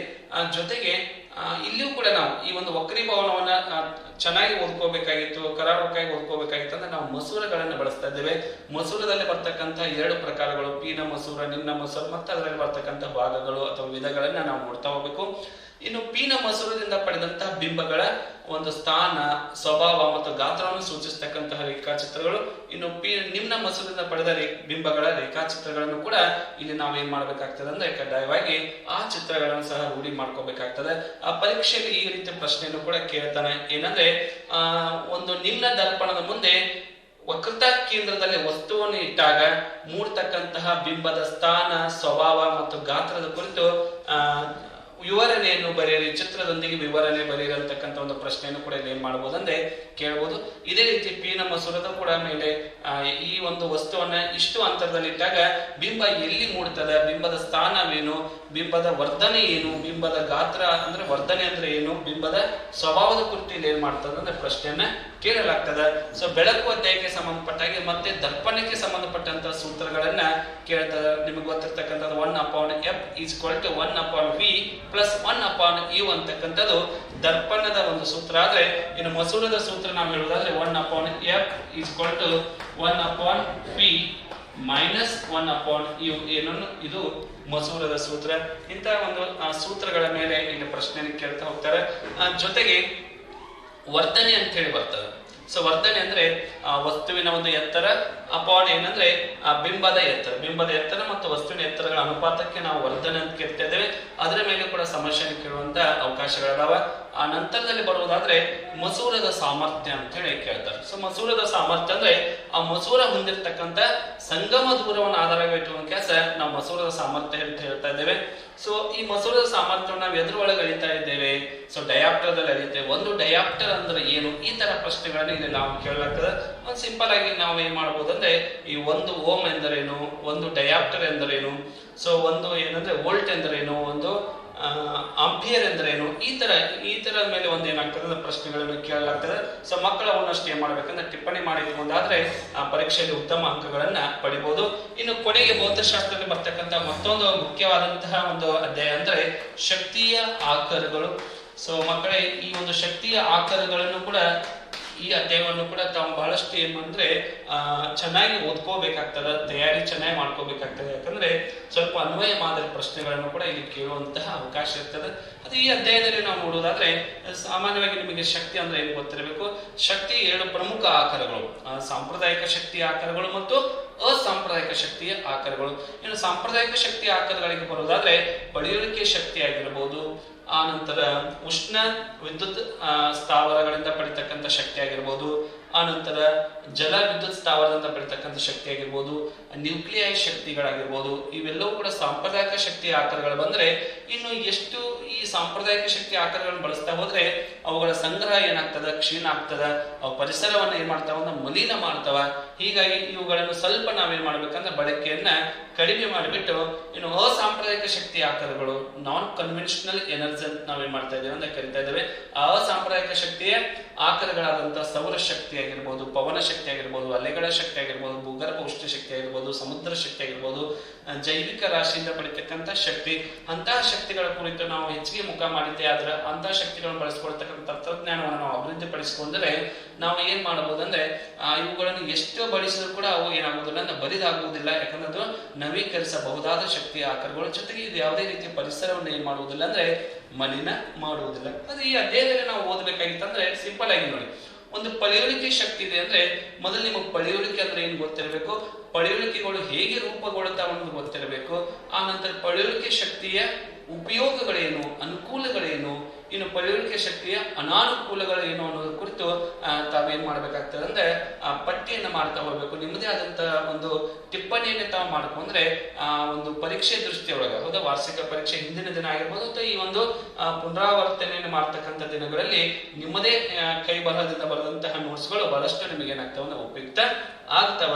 ಇದು ಏನಂದ್ರೆ 4 ಅಧ್ಯಾಯಗಳು: ವಿದ್ಯುತ್ ಶಕ್ತಿ, ವಿದ್ಯುತ್ ಕಾಂತೀಯ ಪರಿಣಾಮ, ಬೆಳಕು, ಶಕ್ತಿಯ ಆಕಾರಗಳು. ಇಲ್ಲಿ ಏನಾಗ್ತದೆ ಅಂದ್ರೆ ಒಂದಿಷ್ಟು ಅನ್ವಯ ಮಾದರಿ ಪ್ರಶ್ನೆಗಳನ್ನು ಕೇಳುವಂತ ಸಾಧ್ಯತೆ ಇದೆ. ಯಾವುದೇ ಕಾರಣಕ್ಕೂ ಅನ್ವಯ ಮಾದರಿ ಪ್ರಶ್ನೆಯನ್ನು ಕೇಳಿದ್ರೆ ಇದು ಪಠ್ಯಕ್ರಮದಿಂದ ಹೊರಗಿಂದ ಕೇಳ್ತಾರೋ, ನಾವು ಇಲ್ಲಿ ಪ್ರಶ್ನೆಗಳಿಗೆ ಉತ್ತರಿಸಲಿಕ್ಕೆ ಆಗೋದಿಲ್ಲ ಅಂತಕ್ಕಂತಹ ಒಂದು ಏನಂದ್ರೆ ನಿಮ್ದೇ ಆದಂತಹ ಒಂದು ಸ್ವ ನಿರ್ಧಾರ ಇಲ್ಲಿ ಯಾವುದೇ ಕಾರಣಕ್ಕೂ ಬೇಡ. ಯಾಕಂದ್ರೆ ಯಾವುದೇ ಅನ್ವಯ ಮಾದರಿ ಪ್ರಶ್ನೆ ಇದ್ರೂ ಕೂಡ ಅದು ನಮ್ಮ ಪಠ್ಯಪುಸ್ತಕಕ್ಕೆ ಸಂಬಂಧಪಟ್ಟ ಆಗಿರ್ತದೆ. ಆ ಪಠ್ಯಪುಸ್ತಕದಲ್ಲಿ ಬರ್ತಕ್ಕಂಥ ಯಾವುದೋ ಒಂದು ಏನಂದ್ರೆ ಕಾನ್ಸೆಪ್ಟ್ ಅನ್ನ, ಪರಿಕಲ್ಪನೆಯನ್ನ ನಮ್ಮ ನಿತ್ಯ ಬದುಕಿಗೆ ಏನ್ ಮಾಡ್ತಾರೆ ಅಂದ್ರೆ ಅದನ್ನ ಅನ್ವಯ ಮಾಡಿಕೊಳ್ತಕ್ಕಂಥ ಪ್ರಕ್ರಿಯೆಗೆ ನಾವು ಅನ್ವಯ ಮಾದರಿ ಪ್ರಶ್ನೆ ಅಂತ ಕರಿತೇವೆ. ಇದು ಭೌತಶಾಸ್ತ್ರಕ್ಕೆ ಸಂಬಂಧಪಟ್ಟ ಹಾಗೆ 4 ಅಧ್ಯಾಯಗಳು. ಈ 4 ಅಧ್ಯಾಯಗಳನ್ನ ತಾವ ಚೆನ್ನಾಗಿ ಓದಿಕೊಂಡ್ರೆ ಒಟ್ಟು ಏನಂದ್ರೆ 28 ಅಂಕಗಳನ್ನ ತಾವ ಪಡಿಬಹುದು. ಈ 4 ಅಧ್ಯಾಯಗಳನ್ನು ಸಂಪೂರ್ಣವಾಗಿ ಓದಬೇಕು. ಯಾವುದೇ ಕಾರಣಕ್ಕೂ ಈ ಒಂದು ಅಧ್ಯಾಯಗಳಲ್ಲಿ ಕಡಿತ ಪಠ್ಯವನ್ನ ಏನ್ ಮಾಡಿಲ್ಲ ಅಂತ ಕಡಿತ ಮಾಡಿಲ್ಲ. ಇದು ಭೌತಶಾಸ್ತ್ರ ಆಯ್ತು. ಇನ್ನು ನಂತರದಲ್ಲಿ ನಾವು ಬರುವುದಾದ್ರೆ ರಸಾಯನಶಾಸ್ತ್ರಕ್ಕೆ ನಾವು ನೋಡುವುದಾದ್ರೆ, ಸೊ ರಸಾಯನಶಾಸ್ತ್ರದಲ್ಲಿ ಈಗಾಗಲೇ ನಾನು ಹೇಳಿದ ಹಾಗೆ ಒಟ್ಟು 5 ಅಧ್ಯಾಯಗಳನ್ನ ನಾವು ರಸಾಯನಶಾಸ್ತ್ರದಲ್ಲಿ ಅಥವಾ ಕೆಮಿಸ್ಟ್ರಿ ಅಧ್ಯಾಯದಲ್ಲಿ ನಾವು ನೋಡ್ತಾ ಹೋಗ್ತೇವೆ. ಸೊ ಮೊದಲಿಗೆ ಯಾವ್ದಂದ್ರೆ ರಾಸಾಯನಿಕ ಕ್ರಿಯೆ ಮತ್ತು ಅದರ ವಿಧಗಳು. ರಾಸಾಯನಿಕ ಕ್ರಿಯೆ ಮತ್ತು ವಿಧಗಳು. ಸೊ ರಾಸಾಯನಿಕ ಕ್ರಿಯೆ ಅಂದ್ರೆ ಏನು? ಸಾಮಾನ್ಯವಾಗಿ ನಾವು ರಾಸಾಯನಿಕ ಕ್ರಿಯೆ ಅಂದ್ರೆ ಕಕ್ಷೀಯ ಒಂದು ಎಲೆಕ್ಟ್ರಾನ್ಗಳಲ್ಲಿ ಬದಲಾವಣೆ ತರುವ ಕ್ರಿಯೆಗೆ ರಾಸಾಯನಿಕ ಕ್ರಿಯೆ ಅಂತ ಕರಿತಾ ಇದ್ದೇವೆ. ರಾಸಾಯನಿಕ ಕ್ರಿಯೆಯಲ್ಲಿ ಒಟ್ಟು ಬಹಳಷ್ಟು ಪ್ರಕಾರಗಳನ್ನ ನಾವು ನೋಡ್ತಾ ಹೋಗ್ತೇವೆ. ಅದು ಏನಂದ್ರೆ ರಾಸಾಯನಿಕ ಸಂಯೋಗ, 2 ಪ್ರತಿವರ್ತಕಗಳು ಸೇರಿ ಒಂದೇ ಉತ್ಪನ್ನವಾಗುವುದು ರಾಸಾಯನಿಕ ಸಂಯೋಗ. ಒಂದೇ ಪ್ರತಿವರ್ತಕ ವಿಭಜನೆಯಲ್ಲಿ ಎರಡು ಉತ್ಪನ್ನಗಳಾದರೆ ಅದು ರಾಸಾಯನಿಕ ವಿಭಜನೆ. ಪ್ರತಿವರ್ತಕದಲ್ಲಿನ ಒಂದು ಧಾತು ಸಂಯುಕ್ತದಲ್ಲಿ ಇನ್ನೊಂದು ಧಾತುವನ್ನು ಸ್ಥಾನಪಲ್ಲಟಗೊಳಿಸಿದರೆ ಅದು ರಾಸಾಯನಿಕ ಸ್ಥಾನಪಲ್ಲಟ. ಪ್ರತಿವರ್ತಕದಲ್ಲಿನ ರಾಸಾಯನಿಕಗಳು ಪರಸ್ಪರ ವಿನಿಮಯ ಮಾಡಿಕೊಂಡರೆ ಅದು ರಾಸಾಯನಿಕ ದ್ವಿಸ್ಥಾನ ಪಲ್ಲಟ. ಜೊತೆಗೆ ಬಹಿರುಷ್ಣಕ ಕ್ರಿಯೆ ಅಂದರೆ ಏನು, ಅಂತರುಷ್ಣಕ ಕ್ರಿಯೆ ಅಂದರೆ ಏನು, ಆನಂತರ ಉತ್ಕರ್ಷಣ ಕ್ರಿಯೆ ಅಂದರೆ ಏನು, ಅಪಕರ್ಷಣ ಕ್ರಿಯೆ ಅಂದರೆ ಏನು, ಎಣ್ಣೆಗಳ ಹೈಡ್ರೋಜನೀಕರಣ ಕ್ರಿಯೆ ಅಂದರೆ ಏನು, ಕಮಟುವಿಕೆ ಅಂದರೆ ಏನು, ಸವಿಯುವಿಕೆ ಅಂದ್ರೆ ಏನು ಅನ್ನೋದ್ರ ಕುರಿತು ಇಲ್ಲಿ ಬಹಳಷ್ಟು ಏನದ ರಾಸಾಯನಿಕ ಕ್ರಿಯೆಗಳ ವಿಧಗಳ ಕುರಿತು ನಾವು ಚರ್ಚೆ ಮಾಡ್ತಾ ಹೋಗ್ತೀವಿ. ಆನಂತರ ಒಂದು ರಾಸಾಯನಿಕ ಕ್ರಿಯೆ ನಡೆದಾಗ ಯಾವ ಬದಲಾವಣೆಗಳು ಆಗುತ್ತಾವ ಅನ್ನೋದ್ರ ಕುರಿತು ಪರೀಕ್ಷೆಯಲ್ಲಿ ಪ್ರಶ್ನೆ ಕೇಳಲಾಗ್ತದೆ. ಜೊತೆಗೆ ಯಾವುದೋ ಒಂದು ರಾಸಾಯನಿಕ ಸಮೀಕರಣವನ್ನ ಸರಿದೂಗಿಸಿ ಅಂತಕ್ಕಂಥದ್ದನ್ನು ಕೂಡ ಇಲ್ಲಿ ಕೇಳಲಾಗ್ತದೆ. ಅದಕ್ಕಾಗಿ ಮಕ್ಕಳಿಗೆ ಇಲ್ಲಿ ನಾವು ಏನಂದ್ರೆ ರಸಾಯನಶಾಸ್ತ್ರದಲ್ಲಿ ಹೇಗೆ ಭೌತಶಾಸ್ತ್ರದಲ್ಲಿ ಆ ಸಮಸ್ಯೆಗಳನ್ನು ಬಿಡಿಸೋದು ಸ್ವಲ್ಪ ಮಕ್ಕಳಿಗೆ ಗೊಂದಲ ಆಗ್ತದಲ್ಲ, ಹಾಗೆ ರಸಾಯನಶಾಸ್ತ್ರದಲ್ಲಿ ಸ್ವಲ್ಪ ಸಮೀಕರಣಗಳನ್ನು ಬರೆಯೋದು ಮಕ್ಕಳಿಗೆ ಗೊಂದಲ ಆಗ್ತದೆ. ಸೊ ಆ ನಿಟ್ಟಿನಲ್ಲಿ ಏನ್ ಮಾಡ್ಬೇಕಂದ್ರೆ ಮಕ್ಕಳು ಚೆನ್ನಾಗಿ ಏನ್ ಮಾಡ್ಬೇಕಂದ್ರೆ ಸೂತ್ರಗಳನ್ನ ನೆನಪಿಟ್ಟುಕೊಂಡಿರ್ಬೇಕು. ಸೂತ್ರಗಳು ತಮಗೆ ಪರ್ಫೆಕ್ಟ್ ಆಗಿ ಪರಿಪೂರ್ಣವಾಗಿ ಬಂದ್ರೆ ಮಾತ್ರ ಸಮೀಕರಣಗಳನ್ನ ನಾವೇನ್ ಮಾಡ್ತಾ ಹೋಗ್ಬೋದು ಅಂದ್ರೆ ಸರಿದೂಗಿಸ್ತಾ ಹೋಗ್ಬೋದು. ಇದು ರಾಸಾಯನಿಕ ಕ್ರಿಯೆ ಮತ್ತು ವಿಧಗಳು. ಇನ್ನು ಎರಡನೇ ಅಧ್ಯಾಯದಲ್ಲಿ ಬರ್ತಕ್ಕಂಥದ್ದು ಆಮ್ಲ ಮತ್ತು ಪ್ರತ್ಯಾಮ್ಲ, ಆಮ್ಲ ಪ್ರತ್ಯಾಮ್ಲ ಮತ್ತು ಲವಣ. ಈ ಅಧ್ಯಾಯವನ್ನ ನಾವು ನೋಡ್ತಾ ಹೋದಾದ್ರೆ ಸೊ ಇಲ್ಲಿ ಸಾಮಾನ್ಯವಾಗಿ ಆಮ್ಲಗಳಂದ್ರೆ ಏನು, ಪ್ರತ್ಯಾಮ್ಲಗಳಂದ್ರೆ ಏನು, ಲವಣಗಳಂದ್ರೆ ಏನು, ಇವುಗಳ ಒಂದು ಏನಂದ್ರೆ ವ್ಯತ್ಯಾಸಗಳನ್ನ ನಾವು ನೋಡ್ಬೇಕು. ನಾವು ರುಚಿ ಒಳಗೆ ನೋಡೋದಾದ್ರೆ ಆಮ್ಲಗಳು ಹುಳಿ ರುಚಿಯನ್ನು ಹೊಂದಿರ್ತಾವ, ಪ್ರತ್ಯಾಮ್ಲಗಳು ಕಹಿ ರುಚಿಯನ್ನು ಹೊಂದಿರ್ತಾವ, ಲವಣಗಳು ಉಪ್ಪು ಅಂದ್ರೆ ಏನಂದ್ರೆ ಉಪ್ಪಿನ ರುಚಿಯನ್ನು ಅಥವಾ ಸಾಲ್ಟಿ ಟೇಸ್ಟ್ ನಾವೇನ್ ಮಾಡಿರ್ತಾವ ಹೊಂದಿರ್ತಾವ. ಇನ್ನು ನಾವು pH ನೋಡೋದಾದ್ರೆ ಆಮ್ಲಗಳ pH 0 to 7 ಅಂತ ಹೇಳ್ತೇವೆ, ಪ್ರತ್ಯಾಮ್ಲಗಳ pH 7 to 14, ಲವಣಗಳ pH 7. ನಾವು ಲಿಟ್ಮಸ್ ವರ್ತನೆ ನೋಡೋದಾದ್ರೆ ಆಮ್ಲಗಳು ಏನ್ ಮಾಡ್ತಾವ ಅಂದ್ರೆ ನೀಲಿ ಲಿಟ್ಮಸ್ ಅನ್ನು ಕೆಂಪು ಬಣ್ಣಕ್ಕೆ ತಿರುಗಿಸ್ತಾವ, ಕೆಂಪು ಲಿಟ್ಮಸ್ ಅನ್ನು ನೀಲಿ ಬಣ್ಣಕ್ಕೆ ತಿರುಗಿಸ್ತಾವ. ಲವಣಗಳು ಯಾವುದೇ ರೀತಿ ಲಿಟ್ಮಸ್ ಆಕ್ಷನ್ ಅನ್ನು ಏನ್ ಮಾಡೋದಿಲ್ಲ ಅಂದ್ರೆ ಅವ ಲಿಟ್ಮಸ್ ವರ್ತನೆಯನ್ನ ತೋರಿಸುವುದಿಲ್ಲ. ಜೊತೆಗೆ ಆಮ್ಲಗಳಿಗೆ ಕೆಲವೊಂದಿಷ್ಟು ಉದಾಹರಣೆ, ಪ್ರತ್ಯಾಮ್ಲಗಳಿಗೆ ಉದಾಹರಣೆ, ಲವಣಗಳಿಗೆ ಉದಾಹರಣೆ. ಇನ್ನು ನಾವು ನಿತ್ಯ ಜೀವನದಲ್ಲಿ ಬಳಸ್ತಕ್ಕಂತಹ ಆಮ್ಲಗಳ ಕುರಿತು ನಾವು ನೋಡ್ಬೇಕಾಗ್ತದೆ. ಲಿಂಬೆ ಹಣ್ಣಲ್ಲಿ ಇರ್ತಕ್ಕಂಥ ಆಮ್ಲ ಸಿಟ್ರಿಕ್ ಆಮ್ಲ, ಮಾವಿನ ಹಣ್ಣಲ್ಲಿ ಇರ್ತಕ್ಕಂಥ ಆಮ್ಲ ಟಾರ್ಟಾರಿಕ್ ಆಮ್ಲ, ಟೊಮೆಟೊದಲ್ಲಿ ಇರ್ತಕ್ಕಂಥ ಆಮ್ಲ ಆಕ್ಸಾಲಿಕ್ ಆಮ್ಲ. ಇನ್ನು ಎಲ್ಲಾ ತರಕಾರಿಗಳು ಪ್ರತ್ಯಾಮ್ಲಕ್ಕೆ ಉದಾಹರಣೆ. ಸಾಕಷ್ಟು ಉಪ್ಪು, ಸೋಡಿಯಂ ಕ್ಲೋರೈಡ್ ಅಂತ ಉಪ್ಪುಗಳನ್ನ ನಾವು ಬಳಸ್ತಕ್ಕಂಥದ್ದು ತಮ್ಮೆಲ್ಲರೂ ಕೂಡ ಮಕ್ಕಳಿಗೆ ಗೊತ್ತಿರ್ತಕ್ಕಂಥ ವಿಚಾರ. ಇನ್ನು ಈ ಅಧ್ಯಾಯದಲ್ಲಿ pH ಅಂತಕ್ಕಂಥ ಒಂದು ಕಾನ್ಸೆಪ್ಟ್ ಬರ್ತದೆ. ಸೊ pH ಅಂದ್ರೆ ಏನು, ಒಂದು ದ್ರಾವಣದಲ್ಲಿ H+ ಅಯಾನುಗಳ ಸಾರತೆಯನ್ನ, ದ್ರಾವಣದಲ್ಲಿರ್ತಕ್ಕಂಥ H+ ಅಯಾನುಗಳ ಸಾರತೆಯನ್ನ ನಾವೇನಂತ ಕರಿತಾ ಇದ್ದೇವೆ ಅಂದ್ರೆ pH ಅಂತ ಏನ್ ಮಾಡ್ತಾ ಇದ್ದೇವೆ, ಕರಿತಾ ಇದ್ದೇವೆ. ಸೊ ಹಾಗಾದ್ರೆ H+ ಅಯಾನುಗಳ ಸಾರತೆ ಹೆಚ್ಚಾಯ್ತಂದ್ರೆ pH ಮೌಲ್ಯ ಏನಾಗ್ತದೆ ಅಂದ್ರೆ ಕಡಿಮೆ ಆಗ್ತದೆ. H+ ಅಯಾನುಗಳ ಸಾರತೆ ಹೆಚ್ಚಾದ್ರೆ pH ಮೌಲ್ಯ ಕಡಿಮೆ ಆಗ್ತದೆ. ಅದೇ ರೀತಿ OH- ಅಯಾನುಗಳ ಸಾರತೆ ಹೆಚ್ಚಾದ್ರೆ pH ಕೂಡ ಏನಾಗ್ತದೆ ಅಂದ್ರೆ ಹೆಚ್ಚಾಗ್ತದೆ. ಸೊ ಈ ತರ ಏನಂದ್ರೆ pH ಬಗ್ಗೆ ಕೇಳಲಾಗ್ತದೆ. ಈ pH ಅನ್ನ ದೈನಂದಿನ ಬದುಕಿನಲ್ಲಿ ಆಮ್ಲ ಮಳೆಗೆ ಕಾರಣ ಏನು, ಆಮ್ಲ ಮಳೆ ಅಂದ್ರೆ ಏನು, ಆಮ್ಲ ಮಳೆಯ ಪರಿಣಾಮಗಳು, ಇನ್ನು ಜಠರದಲ್ಲಿ ಉತ್ಪತ್ತಿ ಆಗ್ತಕ್ಕಂಥ ಆಮ್ಲೀಯತೆಗೆ ಕಾರಣ ಏನು, ಆ ಆಮ್ಲೀಯತೆಯನ್ನು ನಾವು ತಟಸ್ಥ ಮಾಡಬೇಕಾಗಿತ್ತಂದ್ರೆ ಯಾವ ಆಮ್ಲ ಶಾಮಕವನ್ನ ನಾವಿಲ್ಲಿ ಬಳಸ್ತಾ ಇದ್ದೀವಿ ಅನ್ನೋದ್ರ ಕುರಿತು ಕ್ವಶನ್ ಮಾಡ್ತಾನೆ ಪರೀಕ್ಷೆಯಲ್ಲಿ. ಇನ್ನು ಜೊತೆಗೆ ಏನಂದ್ರೆ ಹಲ್ಲಿನ ಸವೆತಕ್ಕೆ ಕಾರಣವಾದಂತಹ ಆಮ್ಲೀಯತೆ ಕುರಿತು ಅಥವಾ pH ಮೌಲ್ಯದ ಕುರಿತು ಕೂಡ ಇಲ್ಲಿ ಕೇಳಲಾಗ್ತದೆ. ನಿಮ್ಗೆಲ್ಲ ಗೊತ್ತಿದೆ, ಮಳೆ ನೀರಿನ pH 5.6ಕ್ಕಿಂತ ಕಡಿಮೆ ಆದ್ರೆ ಅದಕ್ಕೆ ನಾವು ಆಮ್ಲ ಮಳೆ ಅಂತ ಕರಿತಾ ಇದ್ದೇವೆ. ಜಠರದಲ್ಲಿ ಅಗತ್ಯಕ್ಕಿಂತ ಹೆಚ್ಚಿನ ಪ್ರಮಾಣ ಆಮ್ಲ ಬಿಡುಗಡೆ ಅಥವಾ ಆಮ್ಲೀಯತೆಗೆ ಕಾರಣ ಆಗ್ತದೆ. ಇನ್ನು ಹಲ್ಲಿನ ಸವೆತಕ್ಕೆ ಕಾರಣ ಏನಂದ್ರೆ pH ಮೌಲ್ಯ 5.5 ಅಂದ್ರೆ ನಮ್ಮ ಬಾಯಿಯ pH 5.5ಕ್ಕಿಂತ ಕಡಿಮೆ ಆದ್ರೆ ನಮ್ಮ ಹಲ್ಲಿನ ಸವೆತಗಳು ಆಗ್ತಾವ ಅನ್ನೋದನ್ನ ನೀವು ನೋಡಿರ್ತೀರಿ. ಇನ್ನು ಈ ಅಧ್ಯಾಯದಲ್ಲಿ ಆಮ್ಲ, ಪ್ರತ್ಯಾಮ್ಲ ಮತ್ತು ಲವಣಗಳ ಒಂದು ರಾಸಾಯನಿಕ ಕ್ರಿಯೆಗಳು, ರಾಸಾಯನಿಕ ಲಕ್ಷಣಗಳನ್ನ ನಾವು ನೋಡ್ತಾ ಹೋಗ್ಬೇಕಾಗ್ತದೆ. ಆಮ್ಲ ಮತ್ತು ಪ್ರತ್ಯಾಮ್ಲಗಳು ಹೇಗೆ ನಿರ್ಮಾಣಗೊಳ್ತಾವ, ಹೇಗೆ ಒಂದು ಅಲೋಹ ಗಾಳಿಯೊಂದಿಗೆ ವರ್ತಿಸಿ ಆಮ್ಲೀಯ ಆಕ್ಸೈಡ್ಗಳನ್ನು ಬಿಡುಗಡೆ ಮಾಡ್ತಾವ, ಆಮ್ಲೀಯ ಆಕ್ಸೈಡ್ಗಳು ನೀರಿನಲ್ಲಿ ಕರಿದಾಗ ಆಮ್ಲಗಳು ಉಂಟಾಗ್ತವೆ. ಇದೇ ರೀತಿ ಪ್ರತ್ಯಾಮ್ಲಗಳು ಹೇಗೆ ನಿರ್ಮಾಣ ಆಗ್ತಾವ, ಲವಣಗಳು ಹೇಗೆ ನಿರ್ಮಾಣ ಆಗ್ತಾವ, ಆಮ್ಲಗಳು ಲೋಹಗಳೊಂದಿಗೆ ವರ್ತಿಸಿದಾಗ ಏನಾಗ್ತದ, ಪ್ರತ್ಯಾಮ್ಲಗಳು ಲೋಹದೊಂದಿಗೆ ವರ್ತಿಸಿದಾಗ ಏನಾಗ್ತದ, ಇನ್ನು ಲೋಹಗಳು ಅನಂತರದಲ್ಲಿ ಏನಂದ್ರೆ ಅಲೋಹದೊಂದಿಗೆ ವರ್ತಿಸಿದಾಗ ಏನಾಗ್ತದೆ ಅನ್ನೋದ್ರ ಕುರಿತು ನಾವು ಚರ್ಚೆ ಮಾಡ್ತಾ ಹೋಗ್ತೀವಿ. ಕೊನೆಗೆ ತಟಸ್ಥೀಕರಣ ಕ್ರಿಯೆ ಅಂದ್ರೆ ಏನು, ಇನ್ನು ಕೆಲವೊಂದಿಷ್ಟು ಲವಣಗಳ ಕುರಿತು ಇಲ್ಲಿ ಏನ್ ಮಾಡ್ತೇವೆ ಅಂದ್ರೆ ಚರ್ಚೆ ಮಾಡ್ತೇವೆ. Sodium chloride, sodium bicarbonate, sodium carbonate, ಆ ನಂತರದಲ್ಲಿ ಚಲವೆ ಪುಡಿ, ಬ್ಲೀಚಿಂಗ್ ಪೌಡರ್ ಅಂತ ಕರಿತೀವಿ, ಪ್ಲಾಸ್ಟರ್ ಆಫ್ ಪ್ಯಾರಿಸ್. ಈ ಎಲ್ಲ ಲವಣಗಳ ಒಂದು ತಯಾರಿ ಯಾವ ರೀತಿ, ದೊರೆಯುವಿಕೆ ಯಾವ ರೀತಿ ಇದೆ, ಇವುಗಳ ಉಪಯೋಗ ಏನು, ರಾಸಾಯನಿಕ ಕ್ರಿಯೆಗಳ ಕುರಿತು ಈ ಅಧ್ಯಾಯದಲ್ಲಿ ನಾವು ಚರ್ಚೆ ಮಾಡ್ತಾ ಹೋಗ್ತೇವೆ. ಇನ್ನು ಬಹುಮುಖ್ಯವಾಗಿ ಬರ್ತಕ್ಕಂಥದ್ದು ಲೋಹಗಳು ಮತ್ತು ಅಲೋಹಗಳು. ಇಲ್ಲಿ ಸಾಮಾನ್ಯವಾಗಿ ಲೋಹ ಮತ್ತು ಅಲೋಹಗಳಿಗಿರ್ತಕ್ಕಂತಹ ವ್ಯತ್ಯಾಸಗಳನ್ನು ನಾವು ನೋಡ್ತಾ ಹೋಗ್ತೀವಿ. ನಂತರದಲ್ಲಿ ಲೋಹಗಳ ಒಂದು ಏನಂದ್ರೆ ರಾಸಾಯನಿಕ ಲಕ್ಷಣಗಳು, ಲೋಹಗಳು ಗಾಳಿಯೊಂದಿಗೆ ವರ್ತಿಸಿದಾಗ ಏನಾಗ್ತದೆ, ಲೋಹಗಳು ಹಬೆಯೊಂದಿಗೆ ವರ್ತಿಸಿದಾಗ ಏನಾಗ್ತದೆ, ಲೋಹಗಳು ನೀರಿನೊಂದಿಗೆ ವರ್ತಿಸಿದಾಗ ಏನಾಗ್ತದೆ ಅನ್ನೋದನ್ನ ತಾವೇನ್ ಮಾಡ್ಬೇಕಂದ್ರೆ ಒಂದು ಸಾಮಾನ್ಯ ಜನರಲೈಸೇಷನ್ ಅಥವಾ ಸಾಮಾನ್ಯೀಕರಣ ಮಾಡಿ ಅದನ್ನ ನಾವು ನೋಟ್ ಮಾಡ್ಕೋಬೇಕಾಗ್ತದೆ. ಉದಾಹರಣೆ ಹೇಳೋದಾದ್ರೆ ಯಾವುದೇ ಲೋಹ ಗಾಳಿಯೊಂದಿಗೆ ವರ್ತಿಸಿದಾಗ ಲೋಹೀಯ ಆಕ್ಸೈಡ್ ಬಿಡುಗಡೆ ಆಗ್ತದೆ. ಈ ಕಾನ್ಸೆಪ್ಟ್ ನಮ್ಮ ತಲೆಯೊಳಗೆ ಇರಬೇಕು. ಅದೇ ರೀತಿ ಯಾವುದೇ ನಾವು ಉದಾಹರಣೆ ತೆಗೆದುಕೊಳ್ಬಹುದು. ಒಂದು ಸೋಡಿಯಂ ಗಾಳಿಯೊಂದಿಗೆ ವರ್ತಿಸಿದಾಗ ಅದು ಸೋಡಿಯಂ ಆಕ್ಸೈಡ್ ಆಗ್ತದೆ. ಆ ನಂತರದಲ್ಲಿ ಮೆಗ್ನೀಸಿಯಂ ಗಾಳಿಯೊಂದಿಗೆ ವರ್ತಿಸಿದಾಗ ಮೆಗ್ನೀಸಿಯಂ ಆಕ್ಸೈಡ್ ಆಗ್ತದೆ. ಅದೇ ರೀತಿ ಲೋಹಗಳು ನೀರಿನೊಂದಿಗೆ ವರ್ತಿಸಿದಾಗ ಲೋಹಿ ಹೈಡ್ರಾಕ್ಸೈಡ್ಗಳ ಜೊತೆಗೆ ಹೈಡ್ರೋಜನ್ ಅನಿಲ ಬಿಡುಗಡೆ ಆಗ್ತದೆ. ಇನ್ನು ಲೋಹಗಳು ಹಬೆಯೊಂದಿಗೆ ವರ್ತಿಸಿದಾಗ ಅಲ್ಲಿ ಏನಾಗ್ತದೆ, ಲೋಹೀಯ ಆಕ್ಸೈಡ್ಗಳು ಮತ್ತು ಹೈಡ್ರೋಜನ್ ಅನಿಲ ಏನಾಗ್ತದೆ, ಬಿಡುಗಡೆ ಆಗ್ತದೆ. ಜೊತೆಗೆ ಲೋಹಗಳು ಏನಂದ್ರೆ ಆಮ್ಲಗಳೊಂದಿಗೆ ಲೋಹಗಳ ವರ್ತನೆ ಅಂತ ಕೇಳ್ತಾನೆ. ಸೊ ಹೈಡ್ರೋಕ್ಲೋರಿಕ್ ಆಮ್ಲದೊಂದಿಗೆ ಲೋಹಗಳು ಯಾವ ರೀತಿ ವರ್ತಿಸ್ತಾವ, ಗಂಧಕ ಆಮ್ಲದೊಂದಿಗೆ ಲೋಹಗಳು ಯಾವ ರೀತಿ ವರ್ತಿಸ್ತಾವ, ನೈಟ್ರಿಕ್ ಆಮ್ಲದೊಂದಿಗೆ ಲೋಹಗಳು ಯಾವ ರೀತಿ ವರ್ತಿಸ್ತಾವ, ಮತ್ತು ಅಲ್ಲಿ ಬಿಡುಗಡೆ ಆಗ್ತಕ್ಕಂಥ ಅನಿಲ ಯಾವುದು ಅನ್ನೋದು ಕುರಿತು ಇಲ್ಲಿ ಏನ್ ಮಾಡಲಾಗ್ತದೆ ಪ್ರಶ್ನೆಯನ್ನ ಕೇಳಲಾಗ್ತದೆ. ಜೊತೆಗೆ ಲೋಹಗಳ ಒಂದು ಸಾರತೆ ಯಾವ ರೀತಿ ಇದೆ, ಕಾನ್ಸಂಟ್ರೇಷನ್ ಆಫ್ ಮೆಟಲ್ಸ್ ಅಂತ ನಾವು ಕರಿತಾ ಇದ್ದೇವೆ, ಯಾವ ಲೋಹಗಳ ಸಾರತೆಯ ಮಟ್ಟ ಯಾವ ಮಟ್ಟದಲ್ಲಿ ಇದೆ ಅನ್ನೋದು ಕುರಿತು ಕೂಡ ಈ ಅಧ್ಯಾಯದಲ್ಲಿ ನೀವು ಚರ್ಚೆ ಮಾಡ್ತಾ ಹೋಗ್ತೀರಿ. ಆನಂತರ ಈ ಅಧ್ಯಾಯದಲ್ಲಿ ಪ್ರಮುಖವಾದಂತಹ ಭಾಗ ಲೋಹೋದ್ಧರಣ, ಲೋಹದ ಅದಿರುಗಳ ಒಂದು ದೊರೆಯುವಿಕೆ, ಆನಂತರ ಲೋಹಗಳ ಉದ್ಧರಣೆ, ಲೋಹಗಳ ಒಂದು ಸಂಸ್ಕರಣೆ, ಶುದ್ಧೀಕರಣ, ಈ ಎಲ್ಲ ಅಂಶಗಳನ್ನ ಪರೀಕ್ಷೆಯಿಂದ ತೆಗೆದು ಹಾಕಲಾಗಿದೆ. ಸೊ ತಾವು ಏನ್ ಮಾಡಬಹುದು ಅಂದ್ರೆ ಆರಂಭದ ಒಂದಿಷ್ಟು ಏನಂದ್ರೆ ಅಧ್ಯಾಯಗಳನ್ನ ಅಥವಾ ಪರಿಕಲ್ಪನೆಗಳನ್ನ ತಾವೇನ್ ಮಾಡ್ಬೇಕಾಗ್ತದೆ, ನೋಡ್ಕೋಬೇಕಾಗ್ತದೆ. ಇನ್ನು ನಂತರದಲ್ಲಿ ಬರ್ತಕ್ಕಂಥ ಭಾಗ ಎರಡನೇ ಭಾಗದ ಮೊದಲ ಅಧ್ಯಾಯ ಯಾವ್ದಂದ್ರೆ ಕಾರ್ಬನ್ ಮತ್ತು ಅದರ ಸಂಯುಕ್ತ, ಕಾರ್ಬನ್ ಮತ್ತು ಅದರ ಸಂಯುಕ್ತಗಳು. ಈ ಅಧ್ಯಾಯಕ್ಕೆ ನಾವು ಚರ್ಚೆ ಮಾಡೋದಾದ್ರೆ ಇಲ್ಲಿ ಬಹಳಷ್ಟು ಏನಂದ್ರೆ ಆ ಕಾರ್ಬನ್ ಅಂದ್ರೆ ಏನು, ಕಾರ್ಬನ್ನಿನ ವಿಶೇಷ ಗುಣಗಳು ಏನು, ಕಾರ್ಬನ್ನಿನ ರಾಸಾಯನಿಕ ಪರಿಚಯ ಏನು, ಕಾರ್ಬನ್ ಒಂದು ಚತುರ್ವೇಲೆನ್ಸಿಯ ಧಾತು, ಹಾಗಾದ್ರೆ ಅದು ಸಹವೇಲೆನ್ಸಿಯ ಬಂಧವನ್ನು ನಿರ್ಮಾಣ ಮಾಡ್ಕೋತದನೋ ಅಥವಾ ಅಯಾನಿಕ ಬಂಧವನ್ನು ನಿರ್ಮಾಣ ಮಾಡ್ಕೋತದ ಅನ್ನೋದ್ರ ಕುರಿತು ನಾವು ಚರ್ಚೆ ಮಾಡ್ತಾ ಹೋಗ್ತೀವಿ. ಯಾವುದೇ ರೀತಿ ಕಾರ್ಬನ್ ಪರಮಾಣುವಿನಲ್ಲಿ ಇಲೆಕ್ಟ್ರಾನ್ಗಳು ವರ್ಗಾವಣೆ ಆಗುವುದಿಲ್ಲ. ಹೀಗಾಗಿ ಇಲ್ಲಿ ಎಲೆಕ್ಟ್ರಾನ್ಗಳ ಮಧ್ಯೆ ಹಂಚಿಕೆ ಆಗುವುದರಿಂದ ಸಹವೇಲೆನ್ಸಿಯ ಬಂಧ ನಿರ್ಮಾಣ ಆಗ್ತದೆ.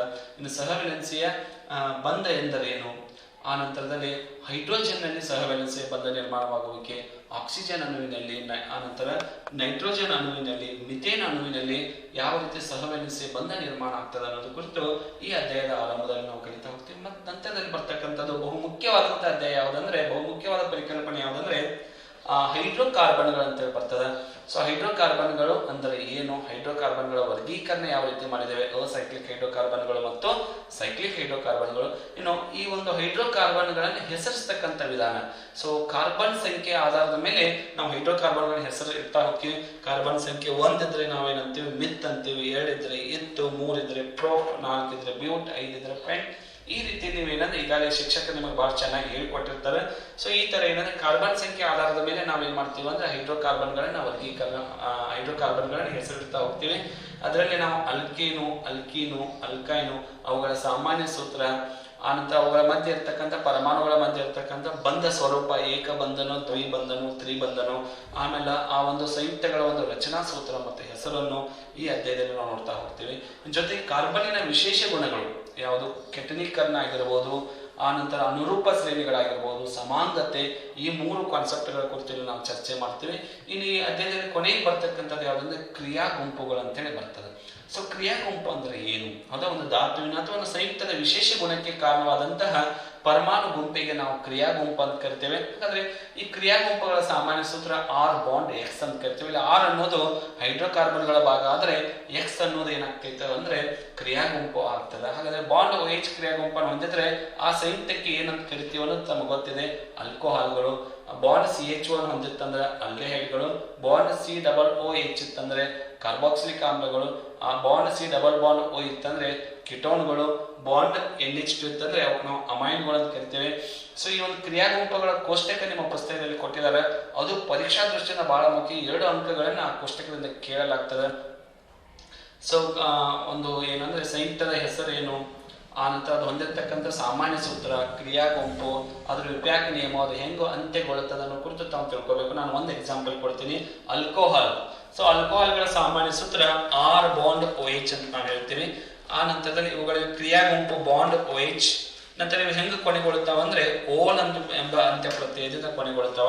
ಇವುಗಳ ಇಂಪ್ಯಾಕ್ಟ್ ನೇಮ್ ಏನಂದ್ರೆ ಅಲ್ಕೇನ್ ಪ್ಲಸ್ ಓಲ್, ಅಲ್ಕೆನಾಲ್ ಅಂತ ನಾವು ಕರಿತೇವೆ. ಇದಕ್ಕೆ ಉದಾಹರಣೆ ನಾವು ಇಥನಾಲ್, ಮಿಥನಾಲ್, ಪ್ರೊಪೆನಾಲ್ ಈ ತರ ಕೊಡ್ಬೋದು. ಇದೇ ರೀತಿ ತಾವು ಕಿಟೋನ್ಗಳಿಗೂ ಕೂಡ ತಯಾರು ಮಾಡ್ಕೋಬೇಕಾಗ್ತದ. ಕಾರ್ಬಾಕ್ಸಿಲಿಕ್ ಆಮ್ಲಗಳು, ಅಲ್ಡಿಹೈಡ್ಗಳು ಮತ್ತು ಅಮೈನ್ಗಳ ಕುರಿತು ತಾವೆಲ್ಲ ಏನ್ ಮಾಡ್ಬೇಕಂದ್ರೆ ಚರ್ಚೆ ಮಾಡಬೇಕು. ಇನ್ನು ನಂತರದಲ್ಲಿ ಈ ಕೊನೆಯ ಅಧ್ಯಾಯ, ರಸಾಯನಶಾಸ್ತ್ರ ಕೊನೆಯ ಅಧ್ಯಾಯ ಯಾವುದಂದ್ರೆ ಧಾತುಗಳ ಆವರ್ತನೀಯ ವರ್ಗೀಕರಣ. ಈ ಧಾತುಗಳ ಆವರ್ತನೀಯ ವರ್ಗೀಕರಣದಲ್ಲಿ ಮೊದಲಿಗೆ ಧಾತು ಅಂದ್ರೆ ಏನು ಗೊತ್ತಿರಬೇಕು, ಮೂಲ ವಸ್ತುಗಳು ಎಂಬ ಕಲ್ಪನೆ ಗೊತ್ತಿರಬೇಕು. ಆರಂಭದಲ್ಲಿ ಮೂಲ ವಸ್ತುಗಳನ್ನು ಯಾವ ರೀತಿ ವರ್ಗೀಕರಣ ಮಾಡಿದ್ರು, ಸೊ ಅವುಗಳ ಭೌತ ಸ್ಥಿತಿಯ ಮೇಲೆ ಘನ, ದ್ರವ, ಅನಿಲ ಅಂತೇಳಿ ಯಾವ ರೀತಿ ವರ್ಗೀಕರಣ ಮಾಡಿದ್ರು. ನಂತರದ ರಾಸಾಯನಿಕ ಲಕ್ಷಣಗಳು ಅಥವಾ ರಾಸಾಯನಿಕ ಲಕ್ಷಣಗಳ ಕುರಿತು ಚರ್ಚೆ ಆದಾಗ ಆ ಧಾತುಗಳನ್ನು ಲೋಹ ಮತ್ತು ಅಲೋಹಗಳು ಅಂತೇಳಿ ಯಾವ ರೀತಿ ವರ್ಗೀಕರಣ ಮಾಡಿದ್ರು. ಸೊ ನಂತರದಲ್ಲಿ ಲೋಹ, ಲೋಹಾಭ ಮತ್ತು ಅಲೋಹಗಳ ಒಂದು ವರ್ಗೀಕರಣವನ್ನು ನಾವು ನೋಡಬೇಕಾಗ್ತದೆ. ಸೊ ಇದೆಲ್ಲವೂ ಬೇಡ ಅಂತೇಳಿ ಏನಂದ್ರೆ ಧಾತುಗಳನ್ನು ಅವುಗಳ ಪರಮಾಣು ರಾಶಿಗೆ ಅನುಗುಣವಾಗಿ ತಾವು ವರ್ಗೀಕರಣ ಮಾಡಿ ಅಂತೇಳಿ ವಿಲಿಯಂ ಪ್ರೌಟ್ ಎಂಬ ರಸಾಯನಶಾಸ್ತ್ರದ ಹೇಳಿದ ತಕ್ಷಣ ಡೋಬ್ರಾಯ್ನರು ತಮ್ಮ ತ್ರಯಗಳ ನಿಯಮದಲ್ಲಿ ಏನು ಹೇಳ್ಕೊಡ್ತಾರ, ನ್ಯೂಲೆಂಡರ್ ಅಷ್ಟಕ ನಿಯಮ, ಮೆಂಡಲಿವ್ ಅವರ ಆವರ್ತ ನಿಯಮ, ಆ ನಂತರದಲ್ಲಿ ಆಧುನಿಕ ಆವರ್ತ ನಿಯಮ, ಮೋಸ್ಟ್ಲಿ ಅವರು ಕೊಟ್ಟಂತಹ ಆಧುನಿಕ ಆವರ್ತ ನಿಯಮ, ಎಲ್ಲ ನಿಯಮಗಳನ್ನ ತಾವೇನ್ ಮಾಡ್ಕೋಬೇಕಂದ್ರೆ ಚೆನ್ನಾಗಿ ಓದ್ಕೊಂಡು ಒಂದ್ ಸ್ವಲ್ಪ ಪ್ರಾಕ್ಟೀಸ್ ಮಾಡ್ಕೋಬೇಕು. ಇನ್ನು ಆವರ್ತ ಕೋಷ್ಟಕಕ್ಕೆ ಸಂಬಂಧಪಟ್ಟ ಹಾಗೆ ಎಲ್ಲಾ ವಿಷಯಾಂಶಗಳನ್ನ ತಾವು ತಿಳ್ಕೊಳ್ಳಿ. ಒಂದು ಪರಮಾಣು ಗಾತ್ರ ಅಂದ್ರೆ ಏನು, ಅಯಾನೀಕರಣ ಶಕ್ತಿ ಅಂದ್ರೆ ಏನು, ಅದಕ್ಕಿಂತಲೂ ಮುಂಚೆ ಆವರ್ತ ಅಂದ್ರೆ ಏನು, ಗುಂಪು ಅಂದ್ರೆ ಏನು. ಹಾಗಾದ್ರೆ ಆವರ್ತದ ಎಡದಿಂದ ಬಲಕ್ಕೆ ಹೋಯ್ತಂದ್ರೆ ಏನಾಗ್ತದೆ, ಮೇಲಿಂದ ಕೆಳಗಡೆ, ಆವರ್ತ ಕೋಷ್ಟಕದ ಮೇಲಿಂದ ಕೆಳಗಡೆ ಬಂದ್ರೆ ಪರಮಾಣು ಗಾತ್ರ ಏನಾಗ್ತದೆ, ಅವೆಲ್ಲವನ್ನೂ ತಾವು ತಿಳ್ಕೊಬೇಕು. ನಾವು ಹೇಳ್ತಾ ಹೋಗೋದಾದ್ರೆ ಮೊದಲಿಗೆ ಪರಮಾಣು ಗಾತ್ರ ಅಂದ್ರೆ ಏನು, ಒಂದು ಪರಮಾಣುವಿನ ಬೀಜ ಕೇಂದ್ರದಿಂದ ಪರಮಾಣುವಿನ ಹೊರ ಕವಚಕ್ಕೆ ಇರ್ತಕ್ಕಂಥ ಅಂತರ, ಇದು ಬೀಜ ಕೇಂದ್ರ, ಇನ್ನು ಹೊರ ಕವಚಕ್ಕೆ ಇರ್ತಕ್ಕಂಥ ಅಂತರಕ್ಕೆ ನಾವು ಪರಮಾಣು ಗಾತ್ರ ಅಂತ ಕರಿತಾ ಇದ್ದೇವೆ. ಗಾತ್ರ ಅಂದ್ರೆ ಏನ್ ಗೊತ್ತಾಯ್ತು, ನಾವು ಎಡದಿಂದ ಬಲಕ್ಕೆ ಹೋದ್ರೆ ಪರಮಾಣು ಗಾತ್ರ ಕಡಿಮೆ ಆಗ್ತದೆ, ಅದೇ ಆವರ್ತ ಕೋಷ್ಟಕದ ಮೇಲಿಂದ ಕೆಳಗಡೆ ಬಂದ್ರೆ ಪರಮಾಣು ಗಾತ್ರ ಹೆಚ್ಚಾಗ್ತದೆ. ಅಯಾನೀಕರಣ ಶಕ್ತಿಯನ್ನು ಹೇಳುವುದಾದ್ರೆ ಪರಮಾಣುವಿನ ವೇಲೆನ್ಸಿ ಇಲೆಕ್ಟ್ರಾನ್ಗಳನ್ನು ಹೊರ ತೆಗೆಯಲು ಬೇಕಾಗುವ ಶಕ್ತಿಗೆ ನಾವು ಅಯಾನೀಕರಣ ಶಕ್ತಿ ಅಂತ ಕರಿತಾ ಇದ್ದೇವೆ. ಆವರ್ತ ಕೋಷ್ಟಕದ ಎಡದಿಂದ ಬಲಕ್ಕೆ ಹೋದಾಗೆ ನಾವು ಅಯಾನಿಕ ಶಕ್ತಿ ಹೆಚ್ಚಿಗೆ ಬೇಕಾಗ್ತದೆ, ಮೇಲಿಂದ ಕೆಳಗಡೆ ಬಂದ ಅಯಾನಿಕ ಶಕ್ತಿ ಕಡಿಮೆ ಆಗ್ತದೆ. ಇದಕ್ಕೆ ಕಾರಣ ಏನಂದ್ರೆ ಒಂದು ಮೂಲ ವಸ್ತುಗಳ ಲೋಹೀಯ ಗುಣ.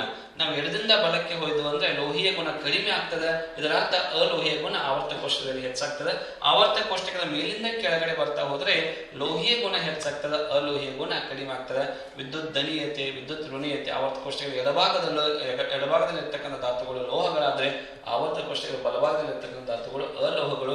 ಈ ತರ ಏನ್ ಮಾಡ್ಬೋದು ಅಂದ್ರೆ ಈ ಧಾತುಗಳ ಆವರ್ತನೆ ವರ್ಗೀಕರಣದಲ್ಲಿ ತಾವೇನ್ ಮಾಡ್ಬೋದು ಅಂದ್ರೆ ಪ್ರಶ್ನೆಗಳನ್ನ ನಿರೀಕ್ಷಿಸಬಹುದು. ಒಂದಷ್ಟು ಅನ್ವಯ ಮಾದರಿ ಪ್ರಶ್ನೆಗಳನ್ನು ಕೂಡ ಇಲ್ಲಿ ಕೇಳಲಾಗ್ತದೆ. ಒಟ್ಟಾರೆಗೆ ಈ ರಾಸಾಯನಿಕ ಕ್ರಿಯೆಗಳು, ಆಮ್ಲ ಪ್ರತ್ಯಾಮ್ಲ ಮತ್ತು ಲೋಹ ಅಲೋಹಗಳು, ಈ ಅಧ್ಯಾಯದಲ್ಲಿ ಬರ್ತಕ್ಕಂಥ ಸಮೀಕರಣಗಳನ್ನು ಒಂದು ಕಡೆ ತಾವೇನು ಟಿಪ್ಪಣಿ ಮಾಡಿಟ್ಟುಕೊಂಡು ಆ ದಿನಕ್ಕೆ ಒಂದು ಬಾರಿ ತಾವು ನೋಡ್ತಾ ಹೋದ್ರೆ ತಾವು ಪರೀಕ್ಷೆಗಳು ಸುಲಭವಾಗಿ ರಾಸಾಯನಿಕ ಸಮೀಕರಣಗಳನ್ನು ತಾವೇನ್ ಮಾಡಬಹುದು ಅಂದ್ರೆ ಸರಿದೂಗಿಸಬಹುದು. ಇನ್ನು ಈ ವಿಜ್ಞಾನದ ಕೊನೆಯ ಭಾಗವಾದಂತಹ ಜೀವಶಾಸ್ತ್ರ ಕುರಿತು ನಾವು ಚರ್ಚೆ ಮಾಡೋದಾದ್ರೆ ಇನ್ನು ಜೀವಶಾಸ್ತ್ರಕ್ಕೆ ಬರುವುದಾದ್ರೆ ಒಟ್ಟು 27 ಅಂಕಗಳನ್ನು ಜೀವಶಾಸ್ತ್ರದಿಂದ ಕೇಳಲಾಗ್ತದೆ ಪರೀಕ್ಷೆಯಲ್ಲಿ. ಒಟ್ಟು 4 ಅಧ್ಯಾಯಗಳನ್ನು ಇಡಲಾಗಿದೆ. ಜೀವಕ್ರಿಯೆ, ಸಹಭಾಗಿತ್ವ ಮತ್ತು ನಿಯಂತ್ರಣ, ಸಂತಾನೋತ್ಪತ್ತಿ, ಆನುವಂಶೀಯತೆ ಮತ್ತು ಜೀವ ವಿಕಾಸ. ಈ 4 ಅಧ್ಯಾಯಗಳಲ್ಲಿ ತಾವೇನ್ ಮಾಡ್ತಾ ಹೋಗ್ತೀವಿ ಅಂದ್ರೆ ಅಂಗವ್ಯೂಹಗಳ ಬಗ್ಗೆ, ಅಂಗ ವ್ಯವಸ್ಥೆಗಳ ಬಗ್ಗೆ ಇಲ್ಲಿ ನಾವು ಅಧ್ಯಯನ ಮಾಡ್ತಾ ಹೋಗ್ತೀವಿ. ಆ ಜೀವಕ್ರಿಯೆಯಲ್ಲಿ ನೋಡೋದಾದ್ರೆ ಆರಂಭದಲ್ಲಿ ಪೋಷಣೆ ಅಂದ್ರೆ ಏನು, ಪೋಷಣೆಯ ಪ್ರಕಾರಗಳು, ನಂತರದಲ್ಲಿ ಮಾನವನಲ್ಲಿ ಜೀರ್ಣಕ್ರಿಯೆ ಬಂದಾಗ ಜೀರ್ಣಾಂಗ ವ್ಯೂಹದ ರಚನೆ, ಜೀರ್ಣಕ್ರಿಯೆಗೆ ಸಹಕರಿಸತಕ್ಕಂಥ ಅಂಗಗಳು, ಗ್ರಂಥಿ ವ್ಯವಸ್ಥೆಗಳ ಕುರಿತು ಇಲ್ಲಿ ನಾವು ಚರ್ಚೆ ಮಾಡ್ತೀವಿ. ನಂತರದಲ್ಲಿ ಉಸಿರಾಟ ವ್ಯೂಹದ ಬಗ್ಗೆ, ಉಸಿರಾಟ ವ್ಯೂಹದ ರಚನೆ, ಕೆಳ ಹಂತದ ಜೀವಿಗಳಲ್ಲಿ ಉಸಿರಾಟ ಯಾವ ರೀತಿ ಆಗ್ತದೆ, ಮಾನವನಲ್ಲಿ ಉಸಿರಾಟ ವ್ಯೂಹ ಅಥವಾ ಶ್ವಾಸಕ್ರಿಯೆ ವ್ಯೂಹದ ಕುರಿತು ಇಲ್ಲಿ ನಾವು ಚರ್ಚೆ ಮಾಡ್ತೇವೆ. ಆಮ್ಲಜನಕ ರಹಿತ ಉಸಿರಾಟ, ಆಮ್ಲಜನಕ ಸಹಿತ ಉಸಿರಾಟಗಳ ವ್ಯತ್ಯಾಸವನ್ನು ಕೂಡ ಪರೀಕ್ಷೆಯಲ್ಲಿ ಕೇಳಲಾಗ್ತದೆ. ನಂತರದಲ್ಲಿ ಬರ್ತಕ್ಕಂಥ ಸಾಗಾಣಿಕಾ ವ್ಯೂಹ, ಸಸ್ಯಗಳಲ್ಲಿ ಯಾವ ರೀತಿ ಸಾಗಾಣಿಕೆ ಆಗ್ತದೆ. ಇನ್ನು ಪ್ರಾಣಿಗಳಲ್ಲಿ ವಿಶೇಷವಾಗಿ ಮಾನವನಲ್ಲಿ ರಕ್ತ ಪರಿಚಲನೆಯ ಒಂದು ಹಂತಗಳು ಯಾವುದನ್ನೋದು ಕುರಿತು ಇಲ್ಲಿ ಚರ್ಚೆ ಮಾಡುತ್ತೆ. ರಕ್ತ ಪರಿಚಲನೆಗೆ ಸಹಕರಿಸತಕ್ಕಂಥ ಅಂಗಗಳಾದಂತಹ ಹೃದಯ ಆಗಿರ್ಬೋದು, ರಕ್ತನಾಳಗಳಾಗಿರ್ಬೋದು, ರಕ್ತದ ಬಗ್ಗೆ ಇಲ್ಲಿ ಏನ್ ಮಾಡ್ಬೇಕಾಗ್ತದೆ ವಿವರಣಾತ್ಮಕವಾಗಿ ಓದ್ಕೊಳ್ಬೇಕಾಗ್ತದೆ. ಇನ್ನು ಕೊನೆ ಈ ಅಧ್ಯಾಯದಲ್ಲಿ ಬರ್ತಕ್ಕಂಥದ್ದು ಯಾವ್ದಂದ್ರೆ ವಿಸರ್ಜನಾ ವ್ಯೂಹ, ಮಾನವನ ವಿಸರ್ಜನಾ ವ್ಯೂಹದ ಒಂದು ಆ ಭಾಗಗಳು ಅಥವಾ ಘಟಕಗಳನ್ನು ಕೇಳಾಗ್ತದೆ. ಜೊತೆಯಾದ ಮೂತ್ರಪಿಂಡಗಳು, ಜೊತೆಯಾದ ಮೂತ್ರನಾಳಗಳು, ಮೂತ್ರ ಚೀಲ ಮತ್ತು ಮೂತ್ರ ದ್ವಾರ, ಇದರ ಕುರಿತು ಕೂಡ ಇಲ್ಲಿ ಪ್ರಶ್ನೆ ಆಗ್ತದೆ. ನಂತರ ನೆಪ್ರಾಣಿನ ರಚನೆ. ಸೊ ಇಲ್ಲಿ ಸುಮಾರು ಚಿತ್ರಗಳನ್ನ ಪರೀಕ್ಷೆಗೆ ಕೇಳಿಕೆ ಅವಕಾಶ ಅದಾವ. ಯಾವುದಂದ್ರೆ ಪತ್ರರಂಧ್ರಗಳ ಒಂದು ರಚನೆ ಆಗಿರ್ಬೋದು, ಮಾನವನ ಜೀರ್ಣಾಂಗ ವ್ಯೂಹದ ರಚನೆ ಆಗಿರ್ಬೋದು, ಶ್ವಾಸಕಾಂಗ ವ್ಯೂಹದ ರಚನೆ ಆಗಿರ್ಬೋದು, ಹೃದಯದ ರಚನೆ ಆಗಿರ್ಬೋದು, ಆ ನಂತರ ಮೂತ್ರ ಜನಕಾಂಗದ ರಚನೆಗಳಾಗಿರ್ಬೋದು, ನೆಪ್ರಾನಿನ ರಚನೆ, ಸುಮಾರು 5ರಿಂದ 6 ಚಿತ್ರಗಳು ಈ ಅಧ್ಯಾಯದಲ್ಲಿ ಬರ್ತಾವೆ. ಹೀಗಾಗಿ ಈ ಅಧ್ಯಾಯದಿಂದ ಒಂದು ಚಿತ್ರವನ್ನು ತಾವು ಖಂಡಿತವಾಗಿ ಕೂಡ ಪರೀಕ್ಷೆಯಲ್ಲಿ ಏನ್ ಮಾಡಬಹುದು ಅಂದ್ರೆ ನಿರೀಕ್ಷೆ ಮಾಡಬಹುದು. ಇನ್ನು ಸಹಭಾಗಿತ್ವ ಮತ್ತು ನಿಯಂತ್ರಣ ಅಧ್ಯಾಯಕ್ಕೆ ಬರುವುದಾದ್ರೆ ಮಾನವನ ನರವ್ಯೂಹ ವ್ಯವಸ್ಥೆಯ ಕುರಿತು ನಾವು ಚರ್ಚೆ ಮಾಡ್ತಾ ಹೋಗ್ತೀವಿ. ಮುಂದೆ ಗ್ರಂಥಿಗಳ ವ್ಯವಸ್ಥೆ ಕುರಿತು ಚರ್ಚೆ ಮಾಡ್ತೀವಿ. ಗ್ರಂಥಿಗಳಲ್ಲಿ ನಾವು ಒಂದು ಏನಂದ್ರೆ ಬಹಳಷ್ಟು ಗ್ರಂಥಿಯಲ್ಲಿ ನಾವೇನ್ ಮಾಡ್ತಾ ಹೋಗ್ತೀವಿ ಅಂದ್ರೆ ನೋಡ್ತಾ ಹೋಗ್ತೀವಿ. ಈ ಒಂದು ಗ್ರಂಥಿ ವ್ಯವಸ್ಥೆಯನ್ನು ಕೂಡ ಇಲ್ಲಿ ನಾವು ನೋಡ್ತಾ ಹೋಗೋದಾದ್ರೆ ಇಲ್ಲಿ ನಾವು ಎಂಡೋಕ್ರೈನ್ ಗ್ರಂಥಿಗಳು ಯಾವ ರೀತಿ ಇರ್ತವೆ, ಎಕ್ಸೋಕ್ರೈನ್ ಗ್ರಂಥಿಗಳು ಯಾವ ರೀತಿ ಇರ್ತವೆ. ಎಂಡೋಕ್ರೈನ್ ಗ್ರಂಥಿಗಳಿಗೆ ಸಂಬಂಧಪಟ್ಟ ಹಾಗೆ ಪಿಟ್ಯುಟರಿ ಗ್ರಂಥಿಗಳಾಗಿರ್ಬೋದು, ಎಂಡ್ರಿನಲ್ ಗ್ರಂಥಿ ಆಗಿರ್ಬೋದು, ಆ ನಂತರದಲ್ಲಿ ಏನಂದ್ರೆ ಥೈರಾಯ್ಡ್ ಗ್ರಂಥಿ ಆಗಿರ್ಬೋದು, ಪ್ಯಾರಾಥೈರಾಯ್ಡ್ ಗ್ರಂಥಿ ಆಗಿರ್ಬೋದು, ಮೆದೋಜೀರಕ ಗ್ರಂಥಿ ಆಗಿರ್ಬೋದು, ಆ ನಂತರ ಜನನ ಗ್ರಂಥಿಗಳು, ಇವೆಲ್ಲ ಯಾವ ರೀತಿ ಕೆಲಸವನ್ನ ನಿರ್ವಹಿಸ್ತಾವ ಅನ್ನೋದು ಕುರಿತು ಇಲ್ಲಿ ಚರ್ಚೆ ಮಾಡಲಾಗ್ತದೆ. ನಂತರ ಇಲ್ಲಿ ಸಾಮಾನ್ಯವಾಗಿ ಅನ್ವಯ ಮಾದರಿ ಪ್ರಶ್ನೆಗಳನ್ನ ಕೇಳಲಾಗ್ತದೆ. ಉದಾಹರಣೆ ನಾವು ಹೇಳೋದಾದ್ರೆ ಅನಿಲ್ ಎಂಬ ವಿದ್ಯಾರ್ಥಿ ಅಥವಾ ಅನಿಲ್ ಎಂಬ ವ್ಯಕ್ತಿಯ ಪದೇ ಪದೇ ಬಾಯಾರಿಕೆ ಹಾಗೂ ಮೂತ್ರ ವಿಸರ್ಜನೆಯನ್ನು ಮಾಡ್ತಾ ಇದ್ದಾನೆ ಅಂದ್ರೆ ಆತನ ದೇಹದಲ್ಲಿ ಕಂಡು ಬರ್ತಕ್ಕಂಥ ರೋಗ ಯಾವುದು, ಆ ರೋಗಕ್ಕೆ ಕಾರಣವಾದಂತ ಯಾವ ಗ್ರಂಥಿಯ ಒಂದು ಕಡಿಮೆ ಸ್ರವಕ್ಕಿಂದ ಆ ಒಂದು ರೋಗ ಆ ವ್ಯಕ್ತಿಯಲ್ಲಿ ಕಂಡು ಬರ್ತಾ ಇದೆ ಅಂತೇಳಿ ನಾವೇನ್ ಮಾಡಬಹುದು ಅನ್ನೋ ಪ್ರಶ್ನೆ ಕೇಳ್ಬೋದು. ಈ ರೀತಿ ಕೇಳಿದಾಗ ಅನಿಲ್ ಎಂಬ ವ್ಯಕ್ತಿ ನಮ್ಮ ಪುಸ್ತಕದಲ್ಲಿ ಬಂದೇ ಇಲ್ಲಲ್ಲ, ಇದು ಎಲ್ಲಿದ ಪ್ರಶ್ನೆ ಅಂತೇಳಿ ತಾವು ಯಾವುದೇ ರೀತಿ ಗೊಂದಲಕ್ಕೆ ಒಳಪಡಬಾರದು. ಬದಲಾಗಿ ಯಾವುದೇ ಅನ್ವಯ ಮಾದರಿ ಪ್ರಶ್ನೆಯಲ್ಲಿ ಕೇಳಿದಾಗ ಆ ಪ್ರಶ್ನೆಯಲ್ಲಿ 2-3 ಬಾರಿ ತಾವೇನ್ ಮಾಡ್ಬೇಕಾಗ್ತದೆ, ಓದ್ಕೊಳ್ಬೇಕಾಗ್ತದೆ. ಸೊ ಓದಿಕೊಂಡಾಗ ಖಂಡಿತವಾಗಿ ಈ ಒಂದು ಪ್ರಶ್ನೆ ಇದೇ ಅಧ್ಯಾಯದಿಂದ ಬಂದಿದೆ ಅಂತಕ್ಕಂಥ ಒಂದು ಲಿಂಕ್ ನಿಮ್ಮಲ್ಲಿ ಉಂಟಾಗ್ತದೆ. ಹಾಗಾದ್ರೆ ಇಲ್ಲಿ ಪದೇ ಪದೇ ಬಾಯಾರಿಕೆ ಮತ್ತು ಮೂತ್ರ ವಿಸರ್ಜನೆ ಆಗ್ತಾ ಇದೆ ಅಂದ್ರೆ ತಮ್ಮೆಲ್ಲರಿಗೂ ಕೂಡ ಗೊತ್ತಾಗ್ತದೆ. ಸೊ ಇದು ಬಹುಶಃ ಏನಂದ್ರೆ ಮಧುಮೇಹ ರೋಗಕ್ಕೆ ಕಾರಣ. ಹಾಗಾದ್ರೆ ಮಧುಮೇಹ ರೋಗಕ್ಕೆ ಕಾರಣವಾದಂತಹ ಗ್ರಂಥಿ ಯಾವುದಂದ್ರೆ ಮೆದೋಜೀರಕ ಗ್ರಂಥಿಯಿಂದ ಇನ್ಸುಲಿನ್ ಹಾರ್ಮೋನಿನ ಕಡಿಮೆ ಸ್ರವಿಕೆಯಿಂದಾಗಿ ಏನಾಗ್ತದೆ ಅಂದ್ರೆ ಈ ಒಂದು ಮಧುಮೇಹ ರೋಗ ಅಥವಾ ಶುಗರ್ ಅಂತಕ್ಕಂಥದ್ದು, ಡಯಾಬಿಟಿಸ್ ಅಂತಕ್ಕಂಥ ಕಾಯಿಲೆ ಬರ್ತದೆ. ಈ ತರ ಏನ್ ಮಾಡಬಹುದು, ಅನ್ವಯ ಮಾದರಿ ಪ್ರಶ್ನೆಗಳನ್ನ ಕೇಳಬಹುದು. ಇನ್ನು ಸಂತಾನೋತ್ಪತ್ತಿಯಲ್ಲಿ ಆರಂಭದಲ್ಲಿ ಅಲೈಂಗಿಕ ಸಂತಾನೋತ್ಪತ್ತಿ, ಕೆಳಮಟ್ಟದ ಜೀವಿಗಳಲ್ಲಿ ಅಲೈಂಗಿಕ ಸಂತಾನೋತ್ಪತ್ತಿ ಸಂಪೂರ್ಣವಾಗಿ ಈ ಅಧ್ಯಾಯ ಪರಿಕಲ್ಪನೆಯ ಅಧ್ಯಯನದಿಂದ ತೆಗೆದು ಹಾಕಲಾಗಿದೆ. ಇನ್ನು ಮುಖ್ಯವಾಗಿ ಇಲ್ಲಿ ಏನಂದ್ರೆ ಲೈಂಗಿಕ ಸಂತಾನೋತ್ಪತ್ತಿ ಉನ್ನತ ಸಸ್ಯದಲ್ಲಿ ಲೈಂಗಿಕ ಸಂತಾನೋತ್ಪತ್ತಿ ಯಾವ ರೀತಿ ಆಗ್ತದೆ, ಸಸ್ಯದ ಸಂತಾನೋತ್ಪತ್ತಿ ಭಾಗವಾದಂತ ಹೂವಿನ ರಚನೆ, ಆ ನಂತರದಲ್ಲಿ ಎಲ್ಲ 4 ಭಾಗಗಳು ಪುಷ್ಪ ಪಾತ್ರೆ, ಪುಷ್ಪದಳ, ಪುಂಕೇಸರ ಮತ್ತು ಶಲಾಖೆಯ ಕುರಿತು, ಪರಾಗಸ್ಪರ್ಶ, ಗರ್ಭಧಾರಣೆ, ಆ ನಂತರದಲ್ಲಿ ಹಣ್ಣು ಅಂದ್ರೆ ಹಣ್ಣಿನ ಲಕ್ಷಣಗಳೇನು, ಬೀಜ ಅಂದ್ರೆ ಬೀಜದ ಪ್ರಕಾರಗಳು, ಮಳೆಯುವಿಕೆ ಅಂದ್ರೇನು ಕುರಿತು ಈ ಒಂದು ಸಸ್ಯ ಸಂತಾನೋತ್ಪತ್ತಿ ಸಂಬಂಧಪಟ್ಟ ಕೇಳಾಗ್ತದೆ. ಇನ್ನು ಪ್ರಾಣಿಗಳಲ್ಲಿ ಸಂತಾನೋತ್ಪತ್ತಿ ಅಂದ್ರೆ ಮನುಷ್ಯನಲ್ಲಿ ಸಂತಾನೋತ್ಪತ್ತಿ, ಗಂಡು ಸಂತಾನೋತ್ಪತ್ತಿ ಮತ್ತು ಹೆಣ್ಣು ಸಂತಾನೋತ್ಪತ್ತಿ ಇವುಗಳ ಒಂದು ರಚನೆ ಆಗಿರ್ಬೋದು. ಚಿತ್ರದೊಂದಿಗೆ ತಾವು ಏನ್ ಮಾಡ್ಬೇಕಂದ್ರೆ ವಿವರಣಾತ್ಮಕವಾಗಿ ಬರೆಯುವಂತಹ ಕೌಶಲ್ಯವನ್ನ ಈ ಒಂದು ಅಧ್ಯಾಯದಲ್ಲಿ ತಾವು ಕಲಿಬೇಕು. ಇನ್ನು ಕೊನೆಯದಾಗಿ ಏನಂದ್ರೆ ಸಂತಾನೋತ್ಪತ್ತಿ ಮತ್ತು ಆರೋಗ್ಯದ ಕುರಿತು ಕೂಡ ಇಲ್ಲಿ ಚರ್ಚೆಯನ್ನು ಮಾಡಲಾಗ್ತದೆ. ಇನ್ನು ಈ ಒಂದು ಜೀವಶಾಸ್ತ್ರ ಕೊನೆಯ ಅಧ್ಯಾಯ ಯಾವುದಂದ್ರೆ ಆನುವಂಶೀಯತೆ ಮತ್ತು ಜೀವ ವಿಕಾಸ. ಅದೇ ಆನುವಂಶೀಯತೆ ಒಳಗ ಒಂದು ಕುಟುಂಬದ ಸದಸ್ಯರ ಮಧ್ಯೆ ಇರ್ತಕ್ಕಂಥ ಸಾಮ್ಯತೆ, ಭಿನ್ನತೆ, ಹೌದಾ. ಈ ತಳಿಶಾಸ್ತ್ರ ಅಂದ್ರೆ ಏನು, ತಳಿಶಾಸ್ತ್ರ ಪಿತಾಮಹ ಮೆಂಡಲ್ ಅವರು ಯಾವ ಸಸ್ಯವನ್ನು ತಮ್ಮ ಪ್ರಯೋಗಗಳಿಗೆ ಬಳಸಿಕೊಂಡ್ರು, ಬಟಾಣಿ ಸಸ್ಯವನ್ನೇ ತಾವು ಬಳಸಿಕೊಳ್ಳಿಕ್ಕೆ ಕಾರಣಗಳೇನು, ಅದ್ರ ಕುರಿತು ಇಲ್ಲಿ ಚರ್ಚೆ ಆಗ್ತದೆ. ನಂತರ ಮೆಂಡಲ್ ಅವರ ಒಂದು ಏನಂದ್ರೆ ತಳೀಕರಣ ಪ್ರಯೋಗಗಳು, ಏಕತಳೀಕರಣ, ದ್ವಿತಳೀಕರಣ ಕುರಿತು ಇಲ್ಲಿ ನಾವು ನೋಡ್ಬೇಕಾಗ್ತದೆ. ಉದಾಹರಣೆಯನ್ನು ತೆಗೆದುಕೊಂಡ ಕೆಲಸ ಚಕ್ಕರ್ ಬೋರ್ಡನ್ನು ಯಾವ ರೀತಿ ಬರೀಬೇಕು, ಲಿಂಗಾನುಪಾತಗಳನ್ನ ಯಾವ ರೀತಿ ಬರೀಬೇಕು, ಗುಣಾನುಪಾತಗಳು, ವ್ಯಕ್ತರೂಪ ಅನುಪಾತಗಳನ್ನ ಯಾವ ರೀತಿ ಬರೀಬೇಕಂತಕ್ಕಂಥ ಸ್ಕಿಲ್ ಅನ್ನು ತಾವು ಕಲಿಬೇಕಾಗ್ತದೆ. ಇನ್ನು ಪಾಠದ ಕೊನೆಗೆ ಜೀವ ವಿಕಾಸ, ಹೇಗೆ ಒಂದು ಸರಳ ಸೂಕ್ಷ್ಮ ಜೀವಿ ಸಂಕೀರ್ಣ ಬಹುಕೋಶಿ ಜೀವಿ ಆಗ್ತದೆ ಅಂತಕ್ಕಂಥ ನಿಧಾನ ಹಾಗೂ ನಿರಂತರವಾದ ಪ್ರಕ್ರಿಯೆ ಜೀವ ವಿಕಾಸ. ಈ ಜೀವ ವಿಕಾಸ ಅಂದ್ರೆ ಏನು, ಪುಸ್ತಕದಲ್ಲಿ ಒಂದು ಜುರುಂಡೆಯ ಒಂದು ಪರಿಕಲ್ಪನೆಯನ್ನು ಕೊಟ್ಟಿದ್ದಾನೆ. ಸೊ ಜೀವಿಯ ಒಂದು ಲೈಂಗಿಕ ಸಂತಾನೋತ್ಪತ್ತಿಯಿಂದ ಭಿನ್ನತೆಗಳು ಉಂಟಾಗ್ತವೆ. ಭಿನ್ನತೆ ಜೀವಿಯ ಬದುಕಿಗೆ ಉಪಯುಕ್ತವಾದರೆ ಅದು ನಿಸರ್ಗದಿಂದ ಆಯ್ಕೆ ಮಾಡಲ್ಪಡ್ತದೆ. ಭಿನ್ನತೆ ಜೀವಿಯ ಬದುಕಿಗೆ ಅನುಪಯುಕ್ತ ಆದ್ರೆ ಅದು ಏನಾಗ್ತದೆ ಅಂದ್ರೆ ಆನುವಂಶೀಯ ದಿಕ್ಚ್ಯುತಿ ಆಗ್ತದೆ. ಸೊ ನಂತರದಲ್ಲಿ ಏನಂದ್ರೆ ಗುಣಾನುಗಳು ಯಾವ ರೀತಿ ಹರಿವು ಆಗ್ತಾವ ಅನ್ನೋದ್ರ ಕುರಿತು ಇಲ್ಲಿ ಚರ್ಚೆ ಆಗ್ತದೆ. ನಂತರದಲ್ಲಿ ಜೀವ ವಿಕಾಸಕ್ಕೆ ಸಾಕ್ಷ್ಯಾಧಾರಗಳನ್ನ ನೋಡ್ತಾ ಹೋದಾದ್ರೆ ಪಳೆಯುಳಿಕೆಗಳ ಸಾಕ್ಷ್ಯಾಧಾರ ಆಗಿರ್ಬೋದು, ರಚನಾನುರೂಪಿ ಅಂಗಗಳು, ಕಾರ್ಯಾನುರೂಪಿ ಅಂಗಗಳ ಒಂದು ಸಾಕ್ಷ್ಯಾಧಾರ ಆಗಿರ್ಬೋದು. ಆ ನಂತರ ಯಾವ ರೀತಿ ಈ ಒಂದು ದೇಹದಲ್ಲಿ, ಜೀವಿಯ ದೇಹದಲ್ಲಿ ಸರಳ ಅಂಗಗಳು ಯಾವ ರೀತಿ ಸಂಕೀರ್ಣಗೊಳ್ತಾ ಹೋದವು. ಉದಾಹರಣೆ ಪ್ಲಾನೇರಿಯಾ ಅಂತಕ್ಕಂಥ ಜೀವಿಯಲ್ಲಿ ಕಣ್ಣುಗಳು ಕೇವಲ ಬೆಳಕನ್ನು ಗ್ರಹಿಸ್ತಕ್ಕಂತಹ ಜ್ಞಾನೇಂದ್ರಿಯಗಳಾಗಿದ್ದು, ನಂತರದಲ್ಲಿ ಆ ಪ್ಲಾನೇರಿಯಾ ಜೀವಿಗೆ ಈ ನೋಡ್ಲಿಕ್ಕೆ ಅದು ಅನುಕೂಲ ಆಯಿತು. ಪಕ್ಷಿಗಳಲ್ಲಿ ರೆಕ್ಕೆಗಳು ಆ ಪಕ್ಷಿಯ ಒಂದು ಏನಂದ್ರೆ ದೇಹಕ್ಕೆ ರಕ್ಷಣೆಗಾಗಿದ್ದು ನಂತರದಲ್ಲಿ ಏನಾಯ್ತು ಅಂದ್ರೆ ಅದು ಹಾರಾಡ್ಲಿಕ್ಕೆ ಅನುಕೂಲ ಆಯ್ತು. ಹೀಗೆ ಜೀವ ವಿಕಾಸ ಯಾವ ರೀತಿ ಆಗ್ತದೆ, ನಂತರ ಜೀವ ವಿಕಾಸವನ್ನು ನಾವು ಪ್ರಗತಿಯೊಂದಿಗೆ ಸಮೀಕರಿಸಬಾರದು. ಮಾನವನ ಜೀವ ವಿಕಾಸ ಯಾವ ರೀತಿ ಆಯಿತು ಅನ್ನೋದ್ರ ಕುರಿತು ಇಲ್ಲಿ ಚರ್ಚೆ ಆಗುತ್ತದೆ. ಮಾನವ ಏನಂದ್ರೆ ಆರಂಭದಲ್ಲಿ ಆಫ್ರಿಕಾದಲ್ಲಿ ಹುಟ್ಟಿ ನಂತರದಲ್ಲಿ ಏನಾಗ್ತದೆ ಭೂಮಿ ಎಲ್ಲೆಡೆ ಏನಾಗ್ತಾನೆ ಅಂದ್ರೆ ಆತ ಸಂಚರಿಸಿ ಹೋಗ್ತಾನ. ಈ ತರ ಏನಂದ್ರೆ ಈ ಅಧ್ಯಾಯಗಳಲ್ಲಿ ನಾವೇನ್ ಮಾಡ್ಲಾಗ್ತದೆ ಕವರ್ ಮಾಡ್ಲಾಗ್ತದೆ. ಒಟ್ಟು 4 ಅಧ್ಯಾಯಗಳನ್ನ ತಾವು ಚೆನ್ನಾಗಿ ಓದಿದ್ರೆ ಒಟ್ಟು 27 ಅಂಕಗಳನ್ನ ನಾವೇನ್ ಮಾಡ್ಬೋದು ಅಂದ್ರೆ ಜೀವಶಾಸ್ತ್ರದಲ್ಲಿ ಕಲಿಬಹುದು ಅಥವಾ ನೋಡಬಹುದು. ಒಟ್ಟಾರೆ ಏನಂದ್ರೆ ಮಕ್ಕಳು ತಾವೆಲ್ಲರೂ ಕೂಡ ಹೌದಾ ಇನ್ನೂ ಏನಂದ್ರೆ ಪರೀಕ್ಷೆಗೆ 30-35 ದಿನಗಳು ಬಾಕಿ ಇದಾವ. ಸೊ ತಾವೆಲ್ಲರೂ ಕೂಡ ಏನ್ ಮಾಡ್ಬೇಕಂದ್ರೆ ಹೆಚ್ಚು ಏನಂದ್ರೆ ವಿಜ್ಞಾನದಲ್ಲಿ 100ಕ್ಕೆ 100 ಅಂಕಗಳನ್ನ ಪಡಿಬೇಕು. ವಿಜ್ಞಾನ ಅಷ್ಟೇ ಎಲ್ಲಾ ವಿಷಯಗಳಲ್ಲಿ ಕೂಡ 100ಕ್ಕೆ 100 ಅಂಕಗಳನ್ನ ತಾವು ಪಡಿಬೇಕು. ಅಷ್ಟು ಅವಕಾಶಗಳು ತಮಗ ಅದಾವ. ಬಹಳಷ್ಟು ಇನ್ನೂ ಏನಂದ್ರೆ ಸಮಯ ಇದೆ. ಇವತ್ತೇ ನೀವು ಮನಸ್ಸು ಮಾಡಿದ್ರು ಕೂಡ ಬಹಳಷ್ಟು ಅಂಕಗಳನ್ನು ಗರಿಷ್ಠ ಅಂಕಗಳನ್ನು ತಾವು ಪರೀಕ್ಷೆಗೆ ಏನ್ ಮಾಡಬಹುದು ಅಂದ್ರೆ ತೆಗೆದುಕೊಂಡು ಹೋಗ್ಬೋದು ಅಥವಾ ತೆಗೆದುಕೊಳ್ಳಬಹುದು, ಅಂಕವನ್ನು ಪಡಿಬಹುದು. ಅದಕ್ಕೆ ಹೆಚ್ಚು ಏನ್ ಮಾಡ್ಬೇಕಂದ್ರೆ ನೀವು ಓದುವುದನ್ನು ಮಾಡಿ ಟಿಪ್ಪಣಿಯನ್ನು ಮಾಡ್ಕೊಳ್ಬೇಕು. ದಿನಾಲು ಏನ್ ಮಾಡ್ಬೇಕಂದ್ರೆ ರಿವಿಷನ್ ಅನ್ನು ಮಾಡಬೇಕು. ಯಾವುದೇ ರೀತಿ ಟಿವಿ ನೋಡುವುದಾಗಲಿ ಹಬ್ಬ ಹರಿದಿನ ಇವೆಲ್ಲವನ್ನು ಕೂಡ ಸ್ವಲ್ಪ ಬದಿಗಿಟ್ಟು ಕೆಲಸ ಪರೀಕ್ಷೆಯ ಕಡೆ ಹೆಚ್ಚಿನ ತಾವು ಗಮನ ಕೊಟ್ಟಿದ್ದೆ ಆದ್ರೆ ಖಂಡಿತವಾಗಿ ಕೂಡ ಬರ್ತಕ್ಕಂಥ ಪರೀಕ್ಷೆಯಲ್ಲಿ ತಾವೇನ್ ಮಾಡ್ತೀರಿ ಅಂದ್ರೆ ಯಶಸ್ವಿಯಾಗಿ ಆಗ್ತೀರಿ. ಜೊತೆಗೆ ನಮ್ಮ ಏನಂದ್ರೆ ತಾಲೂಕು ಆಗಿರ್ಬೋದು ಜಿಲ್ಲಾ ಹಂತದ ವಿದ್ಯಾರ್ಥಿಗಳ ಒಂದು SSLC ಫಲಿತಾಂಶ ಸುಧಾರಣೆಗಾಗಿ ಈ ಒಂದು ವಿಜ್ಞಾನ ವಿಷಯಕ್ಕೆ ಸಂಬಂಧಪಟ್ಟ ಹಾಗೆ ಒಂದು ಕೈಪಿಡಿಯನ್ನು ನಾನು ಇಲ್ಲಿ ಸಿದ್ಧ ಮಾಡಿದ್ದೀನಿ.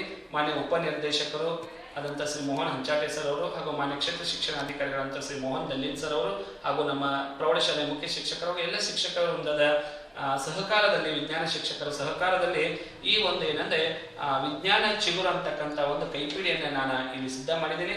ಈ ಕೈಪಿಡಿಯನ್ನು ತಾವು ಓದಿದರೆ ಒಟ್ಟು 20 ಪುಟಗಳ ಒಂದು ಕೈಪಿಡಿ ಇದೆ. ಈ ಕೈಪಿಡಿಯನ್ನು ತಾವು ಓದಿದರೆ ಎಲ್ಲ ಚಿತ್ರಗಳು ಒಂದು ಕಡೆ, ನಿಯಮಗಳು ಒಂದು ಕಡೆ, ಕೋಷ್ಟಕಗಳು ಒಂದು ಕಡೆ, ಸಮೀಕರಣಗಳು ಒಂದು ಕಡೆ, ಸೂತ್ರಗಳು ಒಂದು ಕಡೆ, ವೈಜ್ಞಾನಿಕ ಕಾರಣಗಳನ್ನು ಕೊಡಿ ಅಂತಕ್ಕಂಥದ್ದು ಒಂದು ಕಡೆ, ಇವೆಲ್ಲ ಮಾಹಿತಿಯನ್ನ ಕೇವಲ 20 ಪುಟಗಳಲ್ಲಿ ಸೆರೆ ಹಿಡಲಾಗಿದೆ. ಇದು ಕೂಡ ನಿಮ್ಮ ಅಂತಿಮ ಹಂತದ ತಯಾರಿಗೆ ಬಹಳ ಉಪಯುಕ್ತವಾದಂತಹ ಸಂಪನ್ಮೂಲ ಅಂತಕ್ಕಂಥ ಆಶಯ ನನ್ನದು. ಒಟ್ಟಾರೆಯಾಗಿ ಶಿಕ್ಷಕರು ಹೇಳಿಕೊಟ್ಟಂತ ಎಲ್ಲ ಜ್ಞಾನವನ್ನ ತಾವು ಪ್ರಯತ್ನ ಪೂರ್ವಕವಾಗಿ ಮಾಡಿ ಚೆನ್ನಾಗಿ ಓದಿ ಕೆಲಸ ಹೆಚ್ಚಿನ ಅಂಕವನ್ನ ಪಡೀರಿ.